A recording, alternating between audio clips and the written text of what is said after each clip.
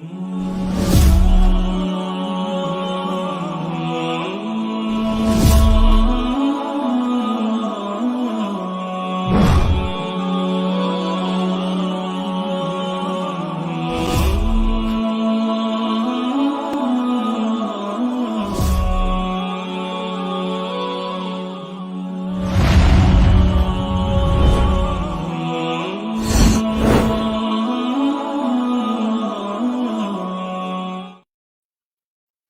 আলাইকুম ওয়া রাহমাতুল্লাহি ওয়া বারাকাতুহু। সম্মানিত বন্ধুরা, কাছে এবং দূরে, দেশ থেকে প্রবাসী যারাই আজকের এই গুরুত্বপূর্ণ প্রোগ্রামটি দেখছেন, আলোচনার বৈঠকটি দেখছেন, সকলকে জানাচ্ছি আমি ইমরান মাহমুদের পক্ষ থেকে শুভেচ্ছা এবং অভিনন্দন। আশা করছি সকলে ভালো আছেন, সুস্থ আছেন। প্রায় অনেক বছর ধরেই আমাদের বাংলাদেশে বা বিভিন্ন দেশে তারাবির নামাজ নিয়ে ইখতিলাফ রয়েছে আলেমদের মধ্যে, ওলামাদের মধ্যে। সেই বিষয় নিয়ে আজকে আলোচনা করব এবং আজকে আমাদের আলোচ্য যে বিষয়, হযরত ওমর রাদিয়াল্লাহু তাআলা আনহু কত রাকাত নামাজের আদেশ করেছিলেন, 8 রাকাত নাকি 20 রাকাত, সেই বিষয়ে আলোচনা করব। এবং সেই বিষয়ে 8 রাকাতের পক্ষে যিনি আলোচনা করবেন, আপনাদের সকলের সুপরিচিত ব্যক্তি, বিশিষ্ট ডিবেটর ব্রাদার রাহুল হোসেন। এবং 20 রাকাতের পক্ষে যিনি আলোচনা করবেন, বাংলাদেশের অতি জনপ্রিয় একজন ব্যক্তি, শেখ মুফতি আলী হাসান ওসামা।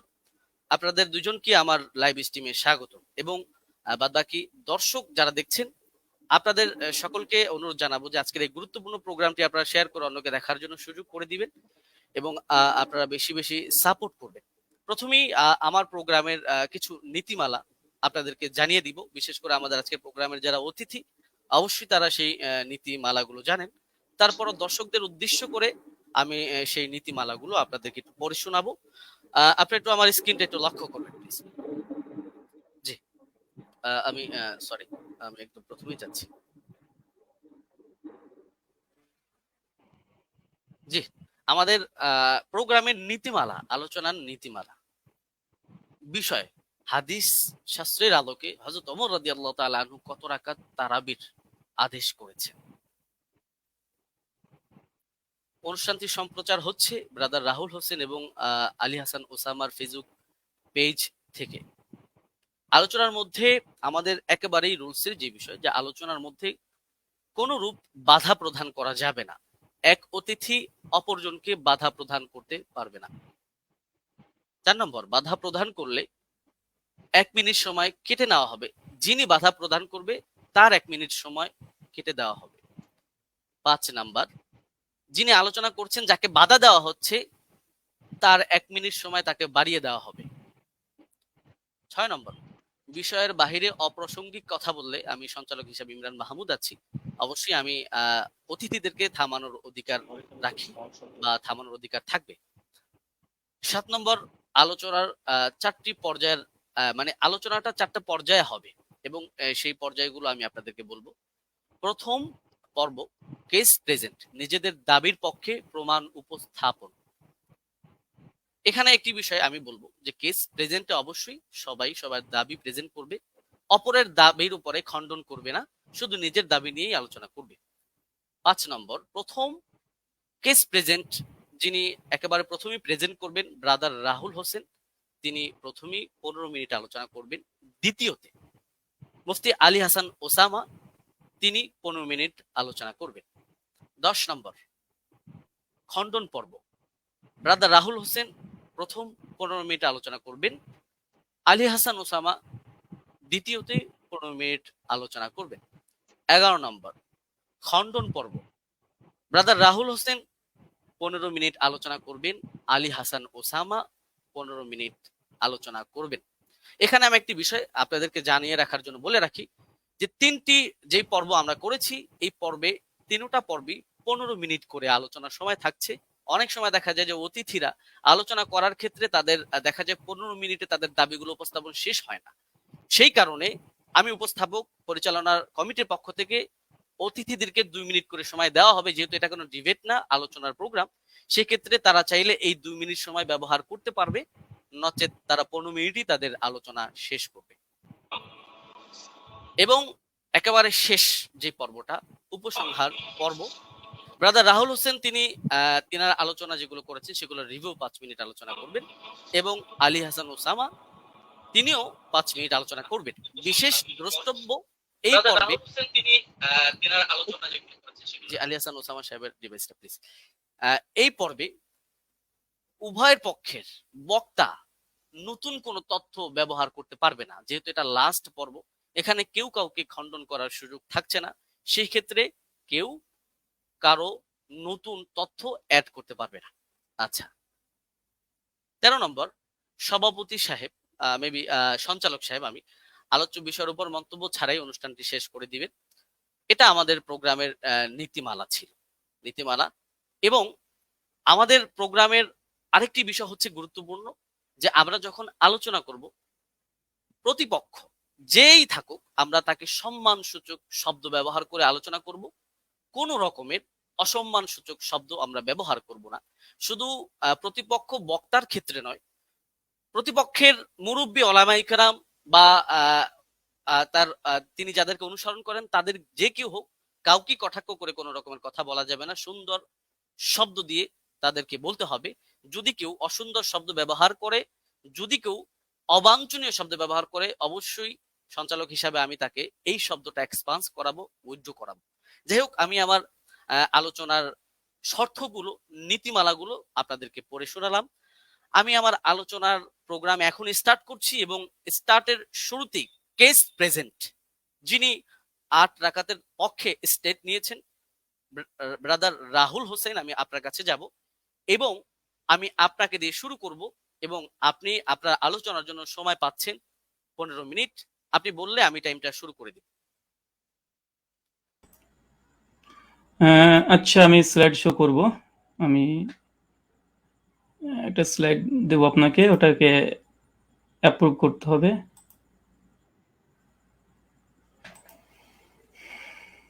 হ্যাঁ, প্রেজেন্টেশন 1 বলে একটা আছে।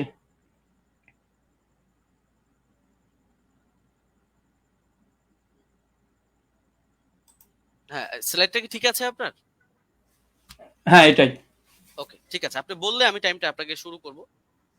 হ্যাঁ, এখন 7 মিনিট 42 সেকেন্ড চলছে। আপনি চাইলে 8 আচ্ছা, মিনিট থেকে। আপনি শুরু করতে পারেন। জি, জি। আসসালামু আলাইকুম ওয়া রাহমাতুল্লাহি ওয়া বারাকাতুহু। আলহামদুলিল্লাহি রাব্বিল আলামিন ওয়াস সালাতু ওয়াস সালামু আলা রাসূলিহিল আমিন ওয়া আলা আলিহি ওয়া সাহবিহি আজমাইন, আম্মা বাদ। সম্মানিত দর্শক মণ্ডলী এবং আজকের সঞ্চালক সাহেব এবং আমার প্রতিপক্ষ হিসেবে যিনি আজকে এসেছেন, ওস্তাদ আলী হোসেন ওসামা, এবং যারা ভিউয়ার্স এখন এই মুহূর্তে দেখছেন তাদেরকে প্রথমেই প্রাথমিক পর্যায়ে সকলকে ঈদের শুভেচ্ছা জানাই। আজকে আপনারা দেখেছেন যে বিষয় আজকে আমাদের গুরুত্বপূর্ণ বিতর্কিত বিষয়ের আলোচ্য বিষয়, ওমর রাদিয়াল্লাহু তাআলা আনহু তিনি কত রাকাত তারাবি আদেশ করেছেন, 8 নাকি 20? এই আলোচনাটি হবে সম্পূর্ণ হাদিস শাস্ত্রের আলোকে। এই আলোচনাটি কেন? এই আলোচনা করার মূল কারণ বা মৌলিক কারণ হচ্ছে এটাই যে আহলে হাদিসদের উপরে একটা অভিযোগ আছে, প্রায় অভিযোগ করে থাকে যে আহলে হাদিসরা ওমর ইবনুল খাত্তাব রাদিয়াল্লাহু তাআলাকে মানে না, খোলাফা রাশিদিনকে মানে না। কারণ হিসেবে তারা পেশ করে যে ওমর বিন খাত্তাব তিনি 20 রাকাত তারাবির আদেশ করেছেন, অথচ আহলে হাদিসরা 8 রাকাত পরে মসজিদ থেকে পালিয়ে যায়। অনেকে এর জন্য এক ধাপ এগিয়ে আমাদেরকে বলে আমরা নাকি নামাজ চোর, আবার অনেকে এক ধাপ এগিয়ে তারা বলতেছে এইভাবে 8 রাকাত কোনো নামাজি নেই, 1284 হিজরির পূর্বে 8 রাকাত বলে কোনো আন্দোলন ছিল না। অনেক রকমের অভিযোগের স্তূপ আমাদের আহলুল হাদিসদের উপরে আছে।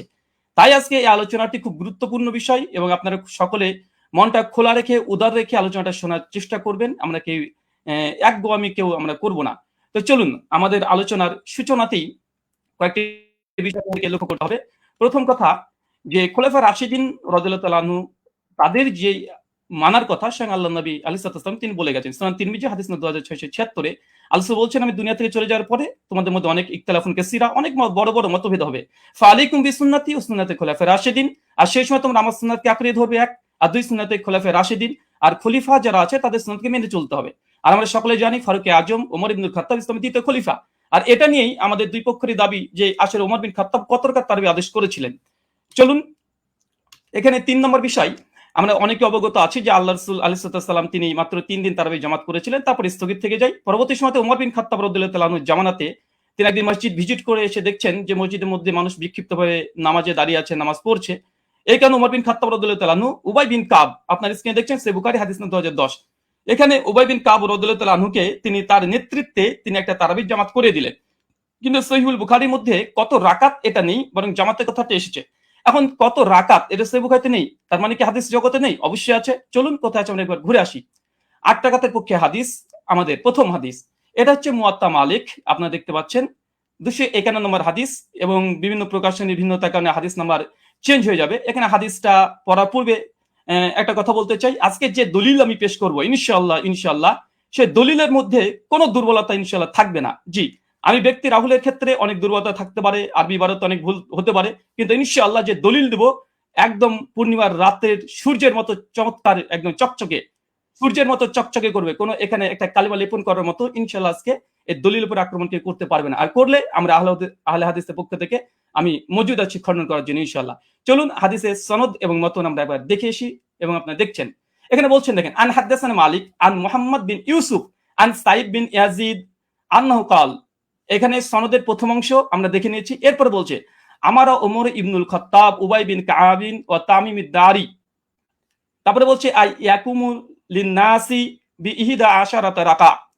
এখানে উমর বিন খাত্তাব রাদিয়াল্লাহু তাআলা আনহু তিনি বলছেন, তিনি আদেশ করছেন, ওমর বিন খাত্তাব তিনি আমর করছেন, আদেশ করছেন কাকে? উবাই বিন কাব আর তামিম দারিকে। কি আদেশ করছেন? যেন মানুষদেরকে নিয়ে তিনি 11 রাকাত তারাবির সালাত আদায় করে। এই হচ্ছে আহলে হাদিসদের প্রথম দলিল। আর এই দলিল দিয়েই আজকে আমাদের যে কেস, আমার যে কেস, যে আমরা আহলে হাদিসরা 8 টাকা তারাবি জামাতে পড়ি, এটা ওমর বিন খাত্তাব রাদিয়াল্লাহু তাআলা আনহু আদেশ করেছেন, আদেশ স্পষ্ট মজুদ আছে আলহামদুলিল্লাহ। এবং কাকে আদেশ করেছে? উবাই বিন কাব তামিম দারিকে। এটা হচ্ছে আমাদের প্রথম দলিল, মুয়াত্তা মালিক 251 নম্বর হাদিস।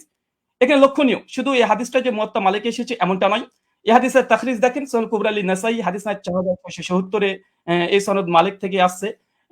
3 নম্বর আরেকটা আছে শারহু মানিল আল আসালি তহাবি। ইমাম তহাবি হানাফি মাযহাবের বিশেষ করে তিনি বড় ফকি এবং মুহাদ্দিস।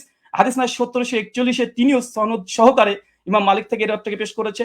চতুর্থ প্রমাণ মারিফাতুস সুনান আল আসার লিল বাইহাকি, হাদিস নাম্বার 5413 ইমাম বাইহাকি আল মুতাফা 458 হিজরি তিনিও নিয়ে এসেছেন।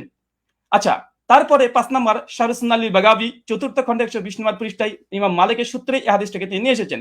আরো যারা আপনারা দেখবেন মাদ্রাসাতে মিশকাত পড়তে হয়, না পড়লে কেউ তালেমি হতে পারে না। মিশকাত হাদিস নাম্বার 1302 আপনারা দেখতে পাচ্ছেন মুয়াত্তা মালিকের সনদ সহ এখানে মতনটাকে উল্লেখ করা হয়েছে। আর যারা দারসি নুসখা দেখতে চাচ্ছেন দেবন্দি থেকে প্রকাশনী, সেটা হচ্ছে প্রথম 115 নম্বর পৃষ্ঠায় লাইন নম্বর 9 থেকে 11তে আপনারা দেখে নিতে পারবেন। আর এটা মিসকাত আল মাসনাবি, যারা বাংলা দেখতে চান, অনেক বাংলা শ্রোতা আছে, আমার বক্তৃতার সত্যতা যাচাই করে নেবেন। মিসকাত আল মাসনাবি হাদিস নাম্বার 1302 এটা আপনি পেয়ে যাবেন। এবং মুয়াত্তা মালিক যেটি ইসলামিক ফাউন্ডেশন থেকে বের হয়ে এসেছে প্রকাশনী, এটা হচ্ছে প্রথম খণ্ডে 171 পৃষ্ঠা রিয়াত নম্বর 4 আমার এই দলিল আপনারা বাঙালি শ্রোতা যারা আছেন, যারা আরবি বোঝেন না, তাদের জন্য দিয়ে দিলাম, আপনারা দেখে নিতে পারবেন। চলুন এই হাদিসের প্রথম দেখেন, আমি যে হাদিস আমরা মতন থেকে স্পষ্ট প্রমাণ পেয়েছি যে ওমর বিন খাত্তাব উবাই বিন কাব তামিম দারিকে তিনি 11 রাকাত তারাবির নির্দেশ দিয়েছে। আলহামদুলিল্লাহ, কেস ইজ ক্লোজড, আমাদের পক্ষে এই দলিল আমরা পেশ করেছি।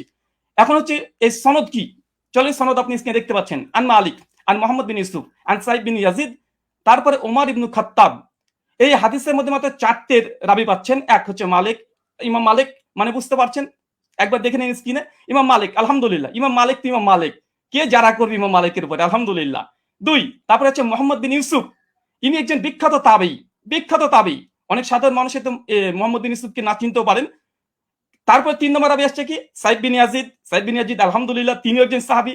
চতুর্থ রাবি, তিনিও একজন সাহাবী, ওমর বিন খাত্তাব, আলহামদুলিল্লাহ। শুধু সাহাবী আর সাহাবী, আলহামদুলিল্লাহ, দুজন সাহাবী আর দুজন বড় ইমাম এই হাদিসটাকে রিওয়ায়াত করছে। চলেন আরেকটু দেখে নিই। আমরা শুধুমাত্র বুঝতে পারলাম এই দ্বিতীয় রাবি তাবেঈ যিনি মোহাম্মদ বিন ইউসুফ, ইনাকে আমরা সাধারণ মানুষরা চিনতে পারবো না।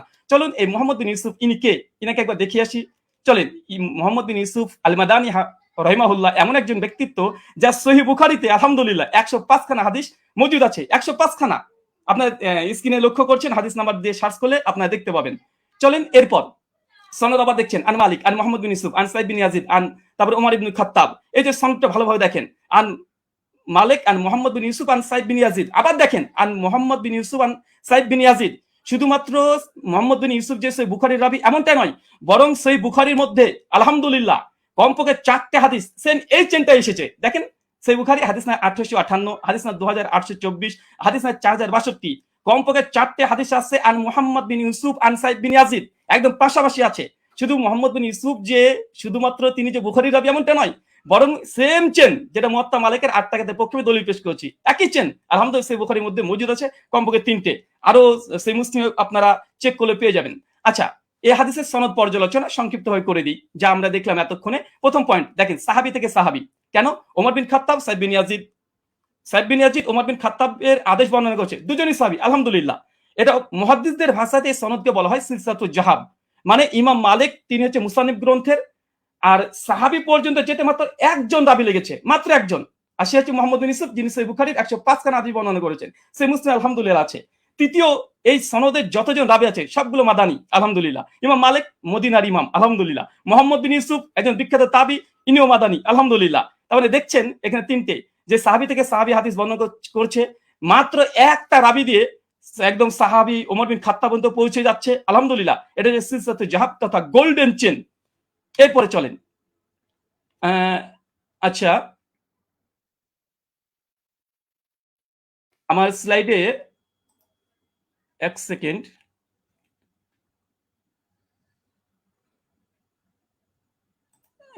একটু থামতে হবে।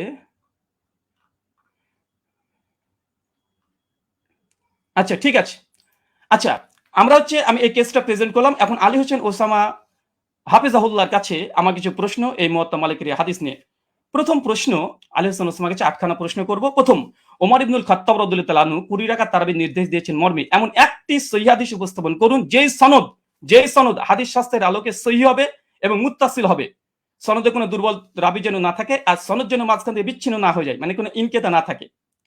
প্রশ্ন নম্বর 2, মুয়াত্তা মালিকের যে সনদ আমরা দেখিয়েছি, যেটা সিলসিলাতুল জাহাব মুহাদ্দিসদের পরিভাষা অনুযায়ী, ওমর ইবনুল খাত্তাব রাদিয়াল্লাহু তাআলা আনহু 20 রাকাত তারাবির নির্দেশ দিয়েছে। পয়েন্ট টু বি নোটেড, 20 রাকাত নির্দেশ দিয়েছে মর্মে এমন একটি বর্ণনা পেশ করুন যার সনদ সিলসিলাতুল জাহাব এই মানে উত্তীর্ণ হয়েছে। প্রশ্ন নম্বর 3, মুয়াত্তা মালিকের বর্ণনায় সমস্ত রাবী হচ্ছে মাদানী এবং একজন রাবীর ওপরে আলহামদুলিল্লাহ যারা নেই, কোনো অভিযোগ নেই। ওমর ইবনুল খাত্তাব রাদিয়াল্লাহু তাআলা আনহু 20 রাকাতের নির্দেশ দিয়েছেন মর্মে এমন একটি বর্ণনা পেশ করুন যার সনদে সমস্ত রাবী মাদানী এবং কোন রাবীর ব্রাদার প্লিজ একটু আমি আপনি কিন্তু 20 রাকাতের বিষয়ে কোশ্চেন করছেন। পরবর্তীতে কিন্তু এটা এখন কি আপনি কোশ্চেনগুলো করবেন নাকি পরবর্তীতে করবেন? আমি 8 রাকাত তারাবি, জি হ্যাঁ, আমি প্রশ্ন কেস পর্যন্ত তো প্রশ্ন করা যায়। আমি তো তার হাদিস বা দলিল নিয়ে কোনো পর্যালোচনা করছি না। জি অবশ্যই। জি, মুয়াত্তা মালিকের যে বর্ণনা পেশ করেছি এটা সমস্ত কোন রাবীর পরে সামান্য পরিমাণে যারা নেই। আমি এখানে প্রশ্ন, ওমর ইবনুল খাত্তাব রাদিয়াল্লাহু তাআলা থেকে এমন একটি 20 রাকাতের তারাবির দলিল আপনি পেশ করবেন যেখানে সমস্ত রাবী যতজন থাকবে তারপরে কোনো মানে দুর্বলতা থাকবে না, এমন একটা রিওয়ায়াত পেশ করবেন। প্রশ্ন নম্বর 4, মুয়াত্তা মালিকের 8 রাকাতের বর্ণনা সনদ বুখারী মুসলিমের শর্তেও সহিহ। প্রত্যেক রাবী বুখারী মুসলিমে, যেটা একটু আগে আপনাদেরকে আমি দেখিয়েছি। ঠিক ওমর ইবনুল খাত্তাব রাদিয়াল্লাহু তাআলা আনহু 20 রাকাত তারাবির নির্দেশ দিয়েছেন মর্মে এমন একটি বর্ণনা পেশ করুন যেটা বুখারী মুসলিমের শর্তে উত্তীর্ণ হয়েছে।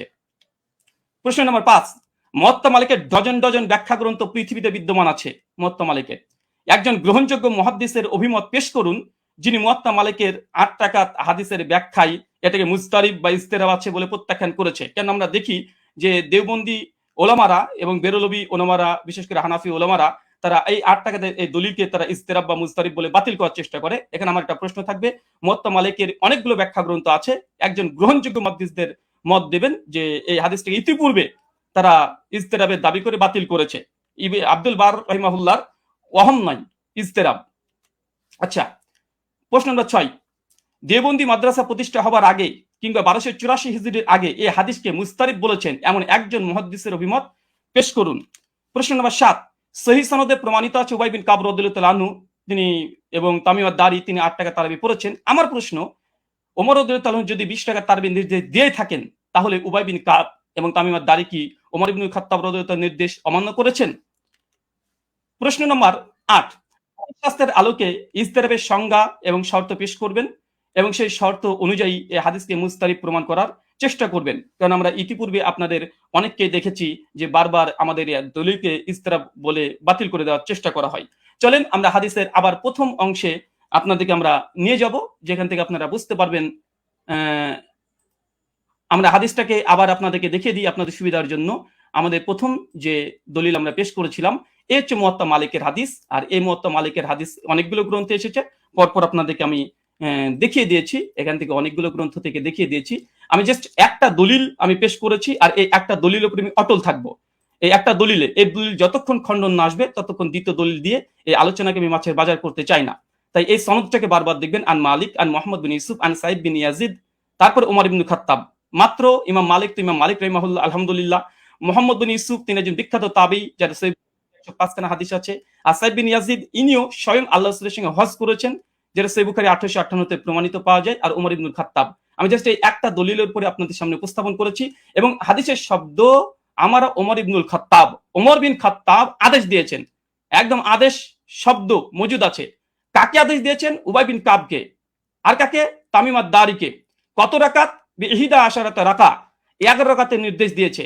স্পষ্টভাবে আমাদের এই দলিলে আমার যা কেস বা আমাদের আহলুল হাদিসদের যে দাবি, তার পক্ষে জাস্ট একটা দলিল, ইনশাআল্লাহ যদি সম্ভব হয় দলিলকে যদি খণ্ডন করে, ইনশাআল্লাহ তারপরে আমাদের দ্বিতীয় দলিল আমরা পেশ করব। কেননা আলোচনার মধ্যে অনেক বেশি দলিল দিয়ে গেলে, কারণ আমাদের আলোচনা যেহেতু এখানে পর্যালোচনা, এটা ডিবেট নয়। ডিবেট হলে আমি অনেক কিছু করতে পারতাম, কিন্তু আমি যেহেতু ওস্তাদজির সঙ্গে একমত হয়ে এসেছি, তাই আমি তেমন কিছু মানে অনেক কথাই বলার ইচ্ছা থাকলে আমি বলবো না এখানে, কারণ আমি শেখকে বা ওস্তাদকে অনেক সম্মান দিই এবং ভালোবাসা তার প্রতি আমার অনেকগুলো আছে। আর এ থেকেই একটা হাদিস, আর এই হাদিস আমি শুধুমাত্র শেখের কাছে বুঝতে এসেছি, যেহেতু তিনি আমাকে বুঝাতে এসেছেন। আর পর্যালোচনা যেহেতু এটা ডিবেট নয়, তার জন্য আমার এই একটা হাদিস, যে দাবির পক্ষে আমরা আহলুল হাদিসরা 8 টাকা তারাবি পড়ি, এবং এই হাদিসের মান আমাদের নিকটে সহি, এবং আমাদের কাছ থেকে 8খানা প্রশ্ন আমরা উপস্থাপন করেছি 20 টাকাতের পক্ষে। এই 20 টাকাতের যদি এই প্রশ্নের জবাব যদি দিয়ে দেয়, আলহামদুলিল্লাহ, আমি লিখিতভাবে শুধু এরকম না, ঘোষণা দিয়ে আমি ঘোষণা করে দেব যে জাস্ট আমি যে কথা বলেছি আমি কথা থেকে ফিরে আসছি। 8 টাকার তারাবি ওমর বিন খাত্তাব আদেশ দেয়নি, মূলত 20 টাকা দিয়েছে। আমি প্রত্যাবর্তন করব, আমি স্ট্রিমে ঘোষণা করলাম। এখনো 3টে পর্ব আছে এবং আমি এরপরে অটল থাকবো। জি, শুকরিয়া, জাযাকাল্লাহ খায়রান, বারাকাল্লাহ ফিকুম, ওয়ামা আলাইনা ইল্লাল বালাগ। জি, ব্রাদার রাহুল হোসেন, আপনি শেষ করেছেন। প্লিজ একটু ইয়াটা ঠিক হবে। হ্যাঁ, আপনি শেষ করেছেন এবং আপনি 1 মিনিট আগে শেষ করেছেন, চাইলে আপনি 2 মিনিট ব্যবহার করতে পারতেন। যাই হোক, আমি চলে যাব যিনি 20 রাকাতের পক্ষে দলিল পেশ করবেন, আমাদের পরিচিত ব্যক্তি শেখ মুফতি আলী হাসান ওসামা। আমি আপনার কাছে যাব এবং আপনি বললে আমি টাইমটা শুরু করে দিব। আপনার টাইমটা আপনি বলবেন। জি, এখন 22 মিনিট 45 সেকেন্ড চলছে। আপনি মিউট আছেন।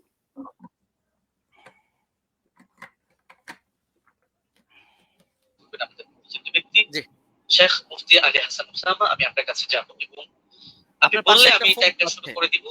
আমার আওয়াজকে শোনা যাচ্ছে? আপনার আওয়াজ শোনা যাচ্ছে। আপনার পাশে একটা ফোন চলছে, ফোনটা একটু অফ করুন। আপনি মিউট আছেন বা অন্য কোন ডিভাইস চলছে। আওয়াজ কি শুনতে পাচ্ছেন আমার আওয়াজ? শুনতে পাচ্ছি। মুফতি আলী হাসান ওসামা, আমি আপনার কাছে যাব এবং আপনি বললে আমি, আপনি কি শুনতে পাচ্ছেন আমাদের? এখন আপনাকে শোনা যাচ্ছে। আপনাকে এখন শোনা যাচ্ছে। জি, ধন্যবাদ। শুরু করতে পারেন। জি, শুরু হ্যাঁ, করতে পারেন। হ্যাঁ, 23 মিনিট 40 সেকেন্ড থেকে আপনার স্টার্ট। জি, হামিদান ওয়া মুসাল্লিয়ান ওয়া মুসাল্লিমা আম্মা বা'দ।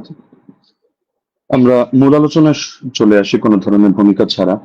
যেহেতু এটা কেস প্রেজেন্ট পর্ব, এখানে আমরা আমাদের দাবি উত্থাপন করব, আর ব্রাদার রাহুলের দাবি নিয়ে আমরা পরবর্তী খণ্ডন পর্বের মধ্যে বিস্তারিত আলোচনা করব ইনশাআল্লাহ। তো ওমর রাদিয়াল্লাহু তাআলা আনহু কত রাকাত তারাবির আদেশ করেছিলেন, এ নিয়ে আমরা শুরুতে দাবি করে এসেছি যে তিনি আছেন। এর পক্ষে আমরা আমাদের প্রমাণ উপস্থাপন করছি। মুসান্নাফ ইবনে আবি শাইবা গ্রন্থ, হাদিস নম্বর 7682। এতে সহিহ সনদের মধ্যে আছে, হাদাসানা ওয়াকিউন আন মালিক ইবনে আনাস আন ইয়াহইয়া ইবনে সাঈদ أن عمر بن الخطاب رضي الله عنه أمر رجلا يصلي بهم 20 ركعة। ওমর রাদিয়াল্লাহু তাআলা আনহু এক ব্যক্তিকে আদেশ করলেন তিনি তাদেরকে নিয়ে 20 রাকাত তারাবির নামাজ আদায় করবেন। এই যে হাদিসটা, এই হাদিসের মধ্যে প্রতিটা রাওয়ী, ওয়াকি ইবনুল জাররাহ, ইমাম মালিক ইবনে আনাস এবং ইয়াহইয়া ইবনে সাঈদ আল-কাত্তান, প্রত্যেকে হাদিস শাস্ত্রের এক একজন নক্ষত্র এবং ইমাম। তো সুতরাং এই হাদিসের রাওয়ীদেরকে নিয়ে এখানে কোনো বিতর্কের কোনো সুযোগ নেই, প্রত্যেকে নির্ভরযোগ্যতার মানে শতভাগ উত্তীর্ণ।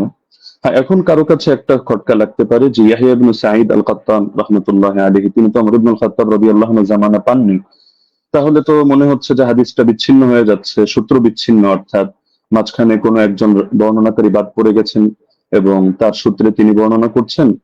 তো হাদিস যদি মুনকাতি হয় তাহলে তো এটা জয়ীফ মনে হতে পারে অনেকের কাছে। তো আমরা যেহেতু আমাদের শিরোনামই হলো যে হাদিস শাস্ত্রের আলোকে আমাদের আজকের আলোচনা হবে, তো আমরা এখন শাস্ত্রীয় আলোচনায় চলে যাই। আমরা শাস্ত্রীয় আলোচনার অনেকগুলো পয়েন্ট দিয়ে দেখাবো যে এই হাদিসের মধ্যে কোনো ধরনের দুর্বলতা নেই এবং হাদিসটা সর্বোচ্চ পর্যায়ে গ্রহণযোগ্য সহি। 1 নম্বর মূলনীতিতে আসি। হাদিস শাস্ত্রের স্বীকৃত একটা মূলনীতি হলো, এটা ইমাম জাইনুদ্দিন ইরাকি রাহমাতুল্লাহ আলাইহি লম্বা চওড়া করে আলোচনা করেছেন, তার সূত্রে ইমাম সুয়ুতী সহ হাদিস শাস্ত্রের অনেক ইমামরা এই পয়েন্টটা টেনেছেন। وإن روى التابعي عن الصحابي قصة أدرك وقوعها فمتصل وكذا إن لم يدرك وقوعها ولكن أسندها له وإلا فمنقطعة। তাবিঈ যদি সাহাবী থেকে এমন কোন বিষয়, এমন কোন ঘটনা বর্ণনা করেন যেটা তিনি পেয়েছেন, অর্থাৎ তিনি তো তাকে নিজের চোখে দেখেননি, কিন্তু ঘটনাটা ক্রমবর্ধমান ভাবে চলে আসছে এবং পরবর্তীতে তার জামানায় তিনি ঘটনাটা পেয়েছেন, তাহলে হাদিস শাস্ত্রের বিবেচনায় এটাকে মুত্তাসিল বলে গণ্য করা হয়। যদিও বাহ্য দৃষ্টিতে যারা হাদিস শাস্ত্রের জ্ঞান রাখেন, অজ্ঞদের চোখে মনে হতে পারে এটা সূত্র বিচ্ছিন্ন, কিন্তু এটা ইমামরা স্পষ্ট বলে যাচ্ছেন যে না, এটা হুকুমের বিবেচনায় এটাকে মুনকাতি, সূত্র বিচ্ছিন্ন ধরা হয় না, বরং মুত্তাসিল হিসাবেই ধরা হয়। আর যদি তারা এভাবে না করেন, সেই ক্ষেত্রে এমন কোন ঘটনা বর্ণনা করলেন যেটা পরবর্তীতে আর এটা জারি থাকেনি, তারা এটা পায়নি, তাহলে সেই ক্ষেত্রে এটাকে মুনকাতি হিসাবে গণ্য করা হয়। ইমাম ইরাকি রাহমাতুল্লাহ আলাইহি স্পষ্ট ভাবে লেখেন যে ওয়াকাদ হাকা ইত্তিফাক আহলি তামিজ মিন আহলিল হাদিস আলা যালিকা ইবনুল মাওয়াক। ইমাম ইবনুল মাওয়াক এই ব্যাপারে মুহাদ্দিসদের মধ্য থেকে যারা বিশ্লেষক, তাদের ঐকমত্য বর্ণনা করেছেন। এটা তামহিদ প্রথম খণ্ড 26 নম্বর পৃষ্ঠায় আছে, উলুমুল হাদিস 26 নম্বর পৃষ্ঠায় আছে, 62 নম্বর পৃষ্ঠা শারহুত তাফসিরা প্রথম খণ্ড 223, তাদরিবুর রাওয়ী প্রথম খণ্ড 249। যার কারণে শেখ সালেহ আল মুনাজ্জিদ, আল্লাহ তাআলা তাকে অতি দ্রুত কারামুক্তি করুন, সালাফিদের বড় শেখ, তিনি তার ইসলামকে ওয়েবসাইটের মধ্যে এই বিষয়ে মন্তব্য করেছেন। এটা প্রশ্ন নম্বর 82152 অধীনে আপনারা পেয়ে যাবেন। وبمجموع هذه الروايات يتبين أن ال20 ركعة كانت هي السنة الغالبة على التراويح في زمن عمر بن الخطاب رضي الله عنه، ومثل صلاة التراويح أمر مشهور يتناقله الجيل وعامة الناس، ورواية يزيد بن رومان ويحيى القطان يعتبر بهما وإن كان لم يدرك عمر، فإنهما ولا شك تلقياه عن مجموع الناس الذين أدركوهم، وذلك أمر لا يحتاج إلى رجل يسنده فإن المدينة كلها تسنده। পুরো এবারটা আমি শুনিয়ে দিলাম, যার মূল সারমর্ম এটাই দাঁড়াচ্ছে যে যদিও ইয়াহিয়া আল কাত্তান এবং ইয়াজিদ ইবনে রুমান সরাসরি ওমর রাদিয়াল্লাহু আনহু সাক্ষাৎ পাননি, কিন্তু এটা হাদিসের বিশুদ্ধতার মধ্যে কোনো সমস্যা হবে না, এটাকে বিচ্ছিন্ন ধরা হবে না, কারণ এটা তারা এই পরিমাণ, বিপুল পরিমাণ মানুষ থেকে এটা তারা লাভ করেছেন এই সংক্রান্ত বর্ণনা, যারা সরাসরি ওমর থেকে এটা দেখেছেন। সুতরাং এখানে সুনির্দিষ্ট একজন ব্যক্তি লাগবে না যে এটার সনদ বয়ান করবে, বরং গোটা মদিনায় এর সনদ বয়ান করবে। তো সুতরাং দেখা যাচ্ছে যে যারা হাদিস শাস্ত্র সম্পর্কে অজ্ঞ, তাদের কাছে সূত্র বিচ্ছিন্ন মনে হলো। যেহেতু শাস্ত্রের আলোকে আলোচনা, সুতরাং মূলনীতির আলোকে আমরা স্পষ্ট দেখালাম যে এটা সূত্র বিচ্ছিন্ন নয়, বরং এটা মুত্তাসিল হিসাবে ধর্তব্য হবে। দ্বিতীয় হলো, ইমাম ইয়াহইয়া ইবনে সাঈদ আল কাত্তান রাহমাতুল্লাহ আলাইহি, তিনি যেন তেন ব্যক্তিত্ব নন, তিনি জরাতে আদিল শাস্ত্রের ইমাম, অর্থাৎ যার মতামত নিয়ে আমরা অন্যদেরকে মেপে থাকি, এবং তার ব্যাপারে জরাতে আদিল শাস্ত্রে স্পষ্ট লেখা আছে যে তিনি যার তার থেকে হাদিস রিওয়ায়াত করেন না। যেমন তাহদিবুত তাহদিব 4th খণ্ড 357 পৃষ্ঠা, তাহদিবুল কামাল 31 নম্বর খণ্ড 329 পৃষ্ঠা, এখানে ইমাম এজিল সূত্রে লেখা আছে বসরিয়ুন সিকাতুন নাবিয়ুল হাদিস কানা লা ইউহাদ্দিসু ইল্লা আন সিকা। ইমাম ইয়াহইয়া ইবনে সাঈদ আল কাত্তান তিনি শুধু সিকারাওয়ীদের থেকে হাদিস বয়ান করেন, যার তার থেকে বয়ান করেন না। একইভাবে আর-সিকাত কিতাব 7ম খণ্ড 611 পৃষ্ঠা, তাহদিবুত তাহদিব 4th খণ্ড 357 পৃষ্ঠা, ইকমালু তাহদিবিল কামাল 12 নম্বর খণ্ড 313 পৃষ্ঠা, তাহদিবুল কামাল 31 নম্বর খণ্ড 329 পৃষ্ঠা, এগুলোতে স্পষ্ট লেখা আছে যে ওয়া আমানা ফিল বাহসি আনিন নাকলি ওয়া তারাকা দুআফা। ইমাম ইয়াহইয়া ইবনে সাঈদ আল কাত্তান তিনি হাদিস শাস্ত্র বয়ান করার ক্ষেত্রে তিনি গভীরভাবে কাজটা করেন, তিনি যায়িফ রাওয়ীদেরকে পরিহার করেন। একইভাবে ইমাম আহমদ বিন হাম্বলের একাধিক মত আমরা বর্ণনা করতে পারবো এই ক্ষেত্রে, যেমন আল জারহ ওয়াত তা'দীল ইবনে আবি হাতিম প্রথম খণ্ড 232 পৃষ্ঠা, সেখানে ইমাম আহমদ বিন হাম্বল সূত্রে আছে, তিনি বলেছেন মা রাআইনা মিসলা ইয়াহইয়া ইবনে সাঈদ ফি হাদা শা'n, ইয়ানি ফি মারিফাতিল হাদিস ওয়া রুওয়াতিহি ওয়া কানা সাহিব হাদা শা'n। আমরা ইয়াহইয়া ইবনে সাঈদের মতো ব্যক্তি এই শাস্ত্রে দেখিনি, অর্থাৎ হাদিস জানা এবং হাদিসের বর্ণনাকারীদের ব্যাপারে জানা, তিনি এই ব্যাপারে বিশেষ পাণ্ডিত্যের অধিকারী ছিলেন। এরকম আরো বহুত মতামত দেখানো সম্ভব, যেমন তিনি অন্যত্র এটাও আছে, তিনি বলেন আল জারহ ওয়াত তা'দীল ইবনে আবি হাতিম 232 পৃষ্ঠায় এই মন্তব্য আছে যে কানা ইয়াহইয়া আবসারহুম বির রিজাল ওয়া আনকাহুম হাদিসা। ইয়াহিয়া রিজাল সম্পর্কে সবচাইতে বেশি সূক্ষ্মদর্শী এবং তিনি হাদিসগুলো খুব স্বচ্ছভাবে বর্ণনা করে থাকেন। তো সুতরাং তিনি যার তার থেকে হাদিস বর্ণনা করবেন না, এটা স্পষ্ট বিষয়। এবং এখানে তো যার তার থেকে করার প্রশ্নই আসছে না, কারণ এখানে যেহেতু গোটা মদিনাবাসী এই ব্যাপারে প্রত্যক্ষ সাক্ষী। 3 নম্বরে, যদি আমরা তর্কের খাতিরে এটাকে মুরসাল বলিও, তবু এই জাতীয় মুরসালরা সকলের মতে গ্রহণযোগ্য। যেমন হাফিজ ইবনুল কাইয়িম রাহিমাহুল্লাহর স্পষ্ট মন্তব্য আছে জাদুল মাআদ কিতাবে, প্রথম খণ্ড 367 নম্বর পৃষ্ঠায়, والمرسل إذا اتصل به عمل وعضده قياس أو قول صحابي أو كان مرسله معروفا باختيار الشيوخ ورغبته عن الرواية عن الضعفاء والمتروكين ونحو ذلك مما يقتضي قوته عمل به। মুরসালের সঙ্গেও যদিও আমরা এটা মুরসাল বলছি না, তবে তর্কের খাতিরে যদি এটাকে মুরসাল ধরিও, সেই ক্ষেত্রে মন্তব্যটা উল্লেখ করছে যে মুরসালের সঙ্গে যদি আমল যুক্ত হয়, অর্থাৎ উম্মত এভাবে আমল করে, অথবা তিনি আরো পয়েন্ট আনলেন যে যদি এখানে মুরসালটা যার থেকে এসেছে, অর্থাৎ মুরসিল যিনি, তিনি যদি এ ব্যাপারে পরিচিত হন যে তিনি শায়েখ খুব সুন্দরভাবে নির্বাচন করেন এবং বর্ণনা করার ক্ষেত্রে যায়ফ রাওয়ী, মাতরুক রাওয়ীদেরকে তিনি পরিহার করে চলেন, তাহলে সেই ক্ষেত্রে মুরসালের আলোকে আমল করা হবে। এবং এটা ফুকাহায়ে কেরামের নিকট গ্রহণযোগ্য মূলনীতি। আল ইহকাম ফি উসুলিল আহকাম আমিদের কিতাবের মধ্যে স্পষ্ট আছে যে জাতীয় মুরসাল এটা ফাকাবিলাহু আবু হানিফা ওয়া মালিক ওয়া আহমদ ইবনে হাম্বল ফি আশহারি রিওয়ায়াতাইন আনহু। ইমাম আবু হানিফা গ্রহণ করেন, ইমাম মালিক গ্রহণ করেন, ইমাম আহমদ বিন হাম্বলের একটা প্রসিদ্ধ মত যেটা, তার আলোকে দেখা যায় তিনিও গ্রহণ করেন। ঈসা ইবনে আবান রাহিমাহুল্লাহ তিনি একটু ভাগ করেন, তিনি শুধু فصل عيسى بن أبان فقبل مراسيل الصحابة والتابعين وتابعي التابعين ومن هو من أئمة النقل مطلقا دون من عدا هؤلاء। তিনি সাহাবীদের মুরসাল গ্রহণ করেন, তাবেঈদেরটা করেন, তাবেঈদেরটা করেন, এবং যারা হাদিস শাস্ত্রের ইমাম তাদেরটা করেন, অন্যদেরটা করেন না। এটা মেনে নিলেও সমস্যা নেই, কারণ ইমাম ইয়াহিয়া আল কাত্তান তিনি হাদিস শাস্ত্রের ইমাম, তিনি যে ক্যাটাগরি বর্ণনা করেছেন এই ক্যাটাগরির মধ্যে আছেন। আর ইমাম শাফির মত প্রসিদ্ধ, এটা আল ইহকাম কিতাবের মধ্যে আছে, একইভাবে নুজহাতুন নাজার ফি তাওদীহ নুখবাতিল ফিকার সেখানেও আছে। ইমাম শাফি রাহমাতুল্লাহ আলাইহির বক্তব্যের মধ্যে স্পষ্ট দেখা যাচ্ছে যে তিনি বলেছেন যে মুরসাল যদি সাহাবীর মুরসাল হয় তাহলে তো গ্রহণযোগ্য, আর যদি এমন মুরসাল হয় আও মুরসালান قد اسنده غير مرسله او ارسله راو اخر يروي عن غير شيوخ الاول او عضده قول صحابي او قول اكثر اهل العلم او ان يكون المرسل قد عرف من حاله انه لا يرسل عمن فيه علة من جهالة أو غيرها كمراسيل ابن المسيب فهو مقبول وإلا فلا، ووافقه على ذلك أكثر أصحابه والقاضي أبو بكر وجماعة من الفقهاء। ইমাম শাফিঈ রাহিমাহুল্লাহর মন্তব্য হচ্ছে যদি সাহাবীর মুরসাল না হয় এমন মুরসাল হয় যে মুরসালের সঙ্গে কিছু বিষয় যুক্ত থাকে, যেমন তিনি একটা উদাহরণ দিয়েছেন, যদি অধিকাংশ আহলে ইলমের বক্তব্য এর পক্ষে সমর্থন যোগায়, অর্থাৎ তারাও এই মতে পোষণ করেন। অথবা মুরসিলের গুণ হলো তিনি যাত্রার থেকে ইরসাল করেন না, বরং তিনি এমন কারো থেকে ইরসাল করা থেকে নিজেকে বিরত রাখেন যার মধ্যে কোনো দোষ আছে, সে মাঝহুলি হোক, সে অন্য কোনো দোষে দোষী হোক, যেমন ইমাম সাঈদ ইবনে মুসাইয়্যিব রাহমাতুল্লাহ আলাইহি, এগুলো তিনি গ্রহণ করে নেন। এটা আল ইহকাম আমিদি কিতাবের মধ্যে আছে। একইভাবে ইমাম নাবাবী তার আল মাজমু' শারহুল মুহাদ্দাবের 6 নম্বর খণ্ড 206 নম্বর পৃষ্ঠায় এটা বলেছেন, ইহতাজ্জু শাফিঈ বিল মুরসাল ইযা তাদাদা بأربعة أحد أربعة أمور إما حديث مسند وإما مرسل من طريق آخر وإما قول صحابي وإما قول أكثر العلماء। তো সময় যেহেতু কম, আমরা সব রেফারেন্স টানছি না, আরো কয়েকটা কিতাবের হাওয়ালা দিয়ে দিচ্ছি। উসুলুল বাজদাওয়ী 171 নম্বর পৃষ্ঠা, আল মানসুর লিজারকাশি, শারহুল উমদা ইবনে তাইমিয়া, তাহযীবুস সুনান আবি দাউদ ইত্যাদি কিতাবের মধ্যে এই ব্যাপারে আলোচনা আছে। এবার আসি, আমরা যদি সালাফি শায়খদের মূলনীতিও মেনে নিই, যেমন শায়খ আলবানী রাহিমাহুল্লাহকে ক্ষেত্রে আমরা উদাহরণ হিসেবে রাখতে পারি। তো শায়খ আলবানী রাহিমাহুল্লাহ প্রসিদ্ধ কিতাব সিলসিলাতুল আহাদিস সহিহা, এটা তো সকলের নিকটে পরিচিত। এখান থেকে 1422 নম্বর বর্ণনাটা আমি খুলে দেখার অনুরোধ করব, সেখানে দেখতে পাবেন আপনারা খুললে যে তিনি যে হাদিসটা বর্ণনা করেছেন একটা মুরসাল হাদিস, কিন্তু তিনি এটার ব্যাপারে মন্তব্য করছেন যে হাদা ইসনাদুল হাসান, এটা একটা হাসান সনদ, তবে ইল্লা আন্নাহু মুনকাতিউন বাইনা সুলাইমান ওয়া ইবনে আমরিন, তবে এটা সূত্র বিচ্ছিন্ন, মুনকাতি কার মাঝে, রাওয়ী সুলাইমান এবং রাওয়ী ইবনে আমরের মাঝে এখানে ইনকিতা আছে, সূত্র বিচ্ছিন্নতা আছে, কোন একজন বাদ পড়ে গেছে। তবে এটার পক্ষে এই তিনি একটা মুরসাল রিওয়ায়াত করে এর পক্ষে একটা যায়ফ হাদিস এনেছেন, যায়ফ রিওয়ায়াত, সেটা এনে তিনি মন্তব্য করছেন যে লাকিন্নাল হাদিসা বিমাজমু'i তারিকাইনি হাসানুন, এই দুটো যায়ফ মিলে এটা হাসান হয়ে গিয়েছে, অর্থাৎ একটা মুরসাল আর একটা যায়ফ।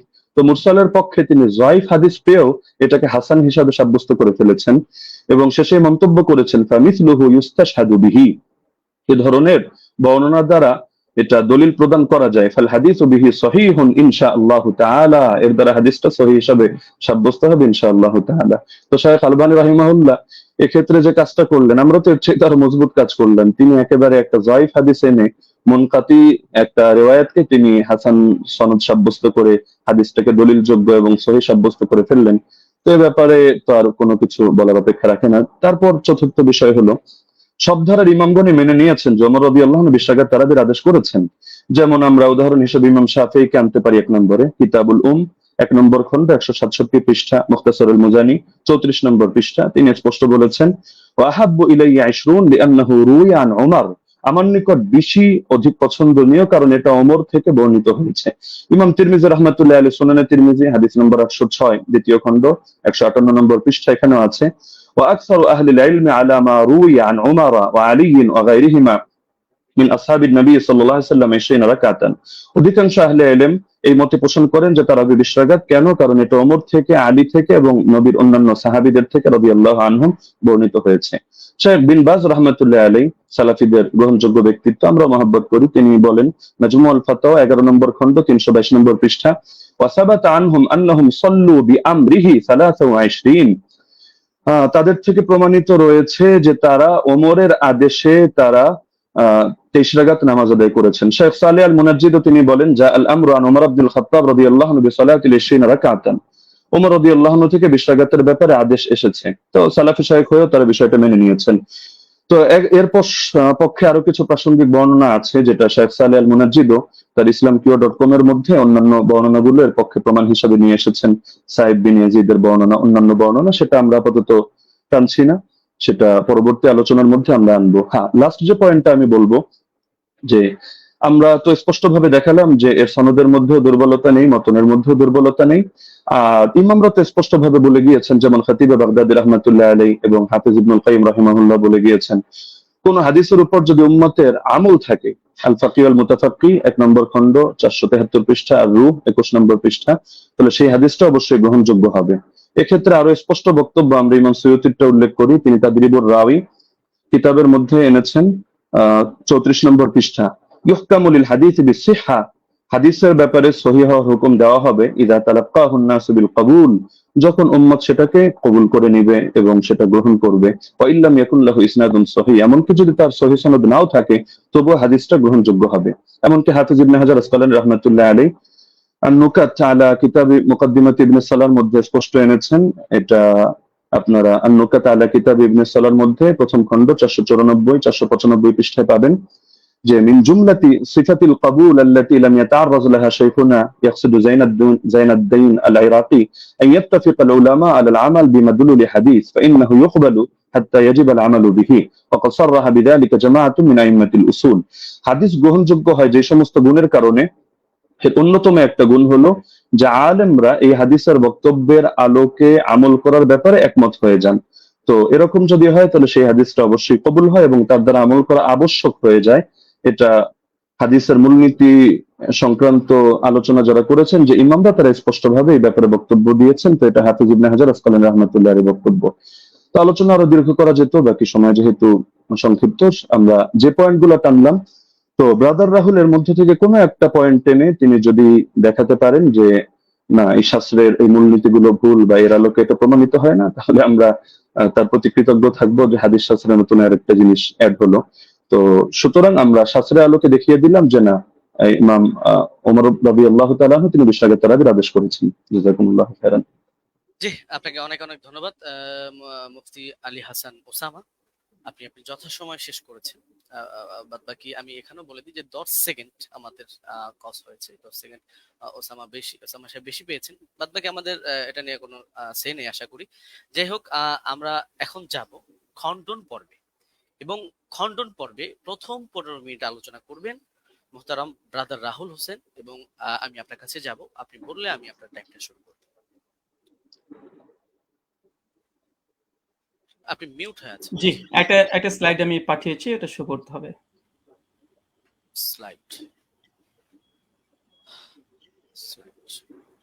স্লাইড এটা কি?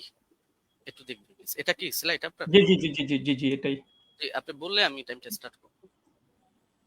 ওকে, টাইম নাও, স্টার্ট। 40 মিনিট। আলহামদুলিল্লাহ, সমস্ত প্রশংসা আল্লাহ সুবহানাহু ওয়া তাআলার জন্য। আমাদের প্রথম পর্ব শেষ হয়েছে।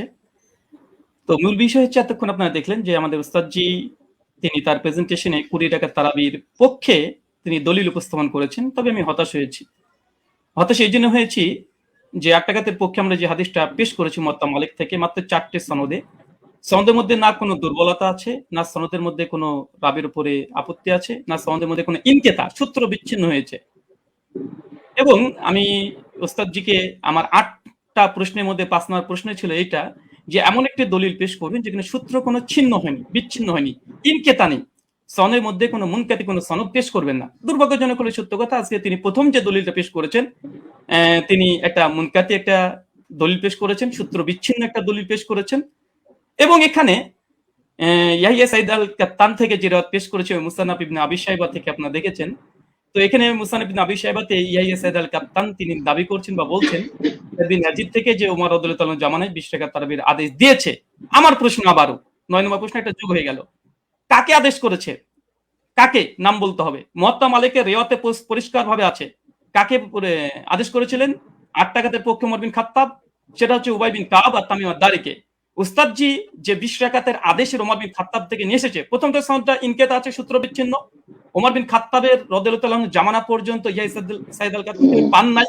আর দ্বিতীয়ত এই হাদিসের মধ্যে আমার দ্বিতীয় একটা প্রথম আর একটা প্রশ্ন যুক্ত হয়ে যায় যে এখানে কাকে নির্দেশ দিয়েছে, কোন সাহাবীকে, সাহাবীর নাম বলতে হবে। এই পয়েন্টটাকে নোট করে আমি রিবাটাল সেশনে উস্তাদজির কাছে জবাব আমি আশা করছি। আমি অবাক হয়েছি, দ্বিতীয় অবাক হচ্ছে এটা যে আমার উস্তাদজি তিনি হাদিসটা মুরসাল হককে অস্বীকার করলেন এবং তিনি সঙ্গে সঙ্গে কথা বললেন যারা মুরসাল বলে তারা নাকি জ্ঞান পাপী বা জ্ঞান অল্প স্বল্প বুদ্ধি যারা আছে তারাই নাকি এই হাদিসটাকে ইনকেতা বলে। চলেন এই হাদিসের প্রথমত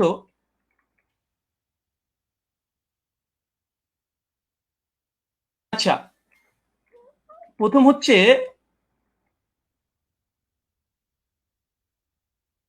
যে দলিলটা পেশ করেছেন মুনকাতি হাদিস, এই হাদিস নাকি মুরসাল তিনি অস্বীকার করেছেন, ইনকারের সনদ বিচ্ছিন্ন। অথচ আমরা দেখছি দেখেন এটা হচ্ছে আসরুস সুনান, আল্লামা নিমবি হানাফি তার একটি কিতাব, তার আসরুস সুনানের 779 নম্বর হাদিসে দেখেন ইয়াহিয়া সাইদ থেকে ওই রিওয়ায়াতটা নিয়ে এসেছে যেটা উস্তাদ জি মুসান্নাফ ইবনে আবি শাইবা থেকে পড়েছেন। হাদিসটা নিয়ে আসার পরে বলছে ও ইসনাদহু মুরসাল, তিনি পরিষ্কার দাবি করছেন যে এই সনদ হচ্ছে ইনকেতা ঘটেছে, সনদের মধ্যে বিচ্ছিন্ন ঘটেছে।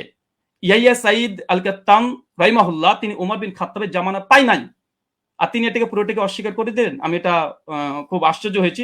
তারপরে যদিও তিনি এখানে কবিন শব্দটা লিখে দিয়েছেন যে যদিও মুরসাল সূত্র বিচ্ছিন্ন তবে নাকি শক্তিশালী। আর একটা প্রশ্ন যুক্ত হয়ে গেল, উস্তাদজিকে বলবো হাদিস সহিহ হওয়ার জন্য কয়টা শর্ত? সমস্ত মুসলিম উম্মার ইজমা আছে হাদিস সহিহ হওয়ার জন্য 5টা শর্ত, এবং প্রথম যে শর্ত সে হচ্ছে সনদ মানে একদম মুত্তাসিল হতে হবে, সনদের মধ্যে কোনো যেন বিচ্ছিন্নতা না ঘটে, কোনো ইনকেতা না ঘটে, সূত্র যেন বিচ্ছিন্ন না হয়। এর চেয়ে হাদিস সহিহ হওয়ার জন্য এটা হচ্ছে ইজমাই শর্ত।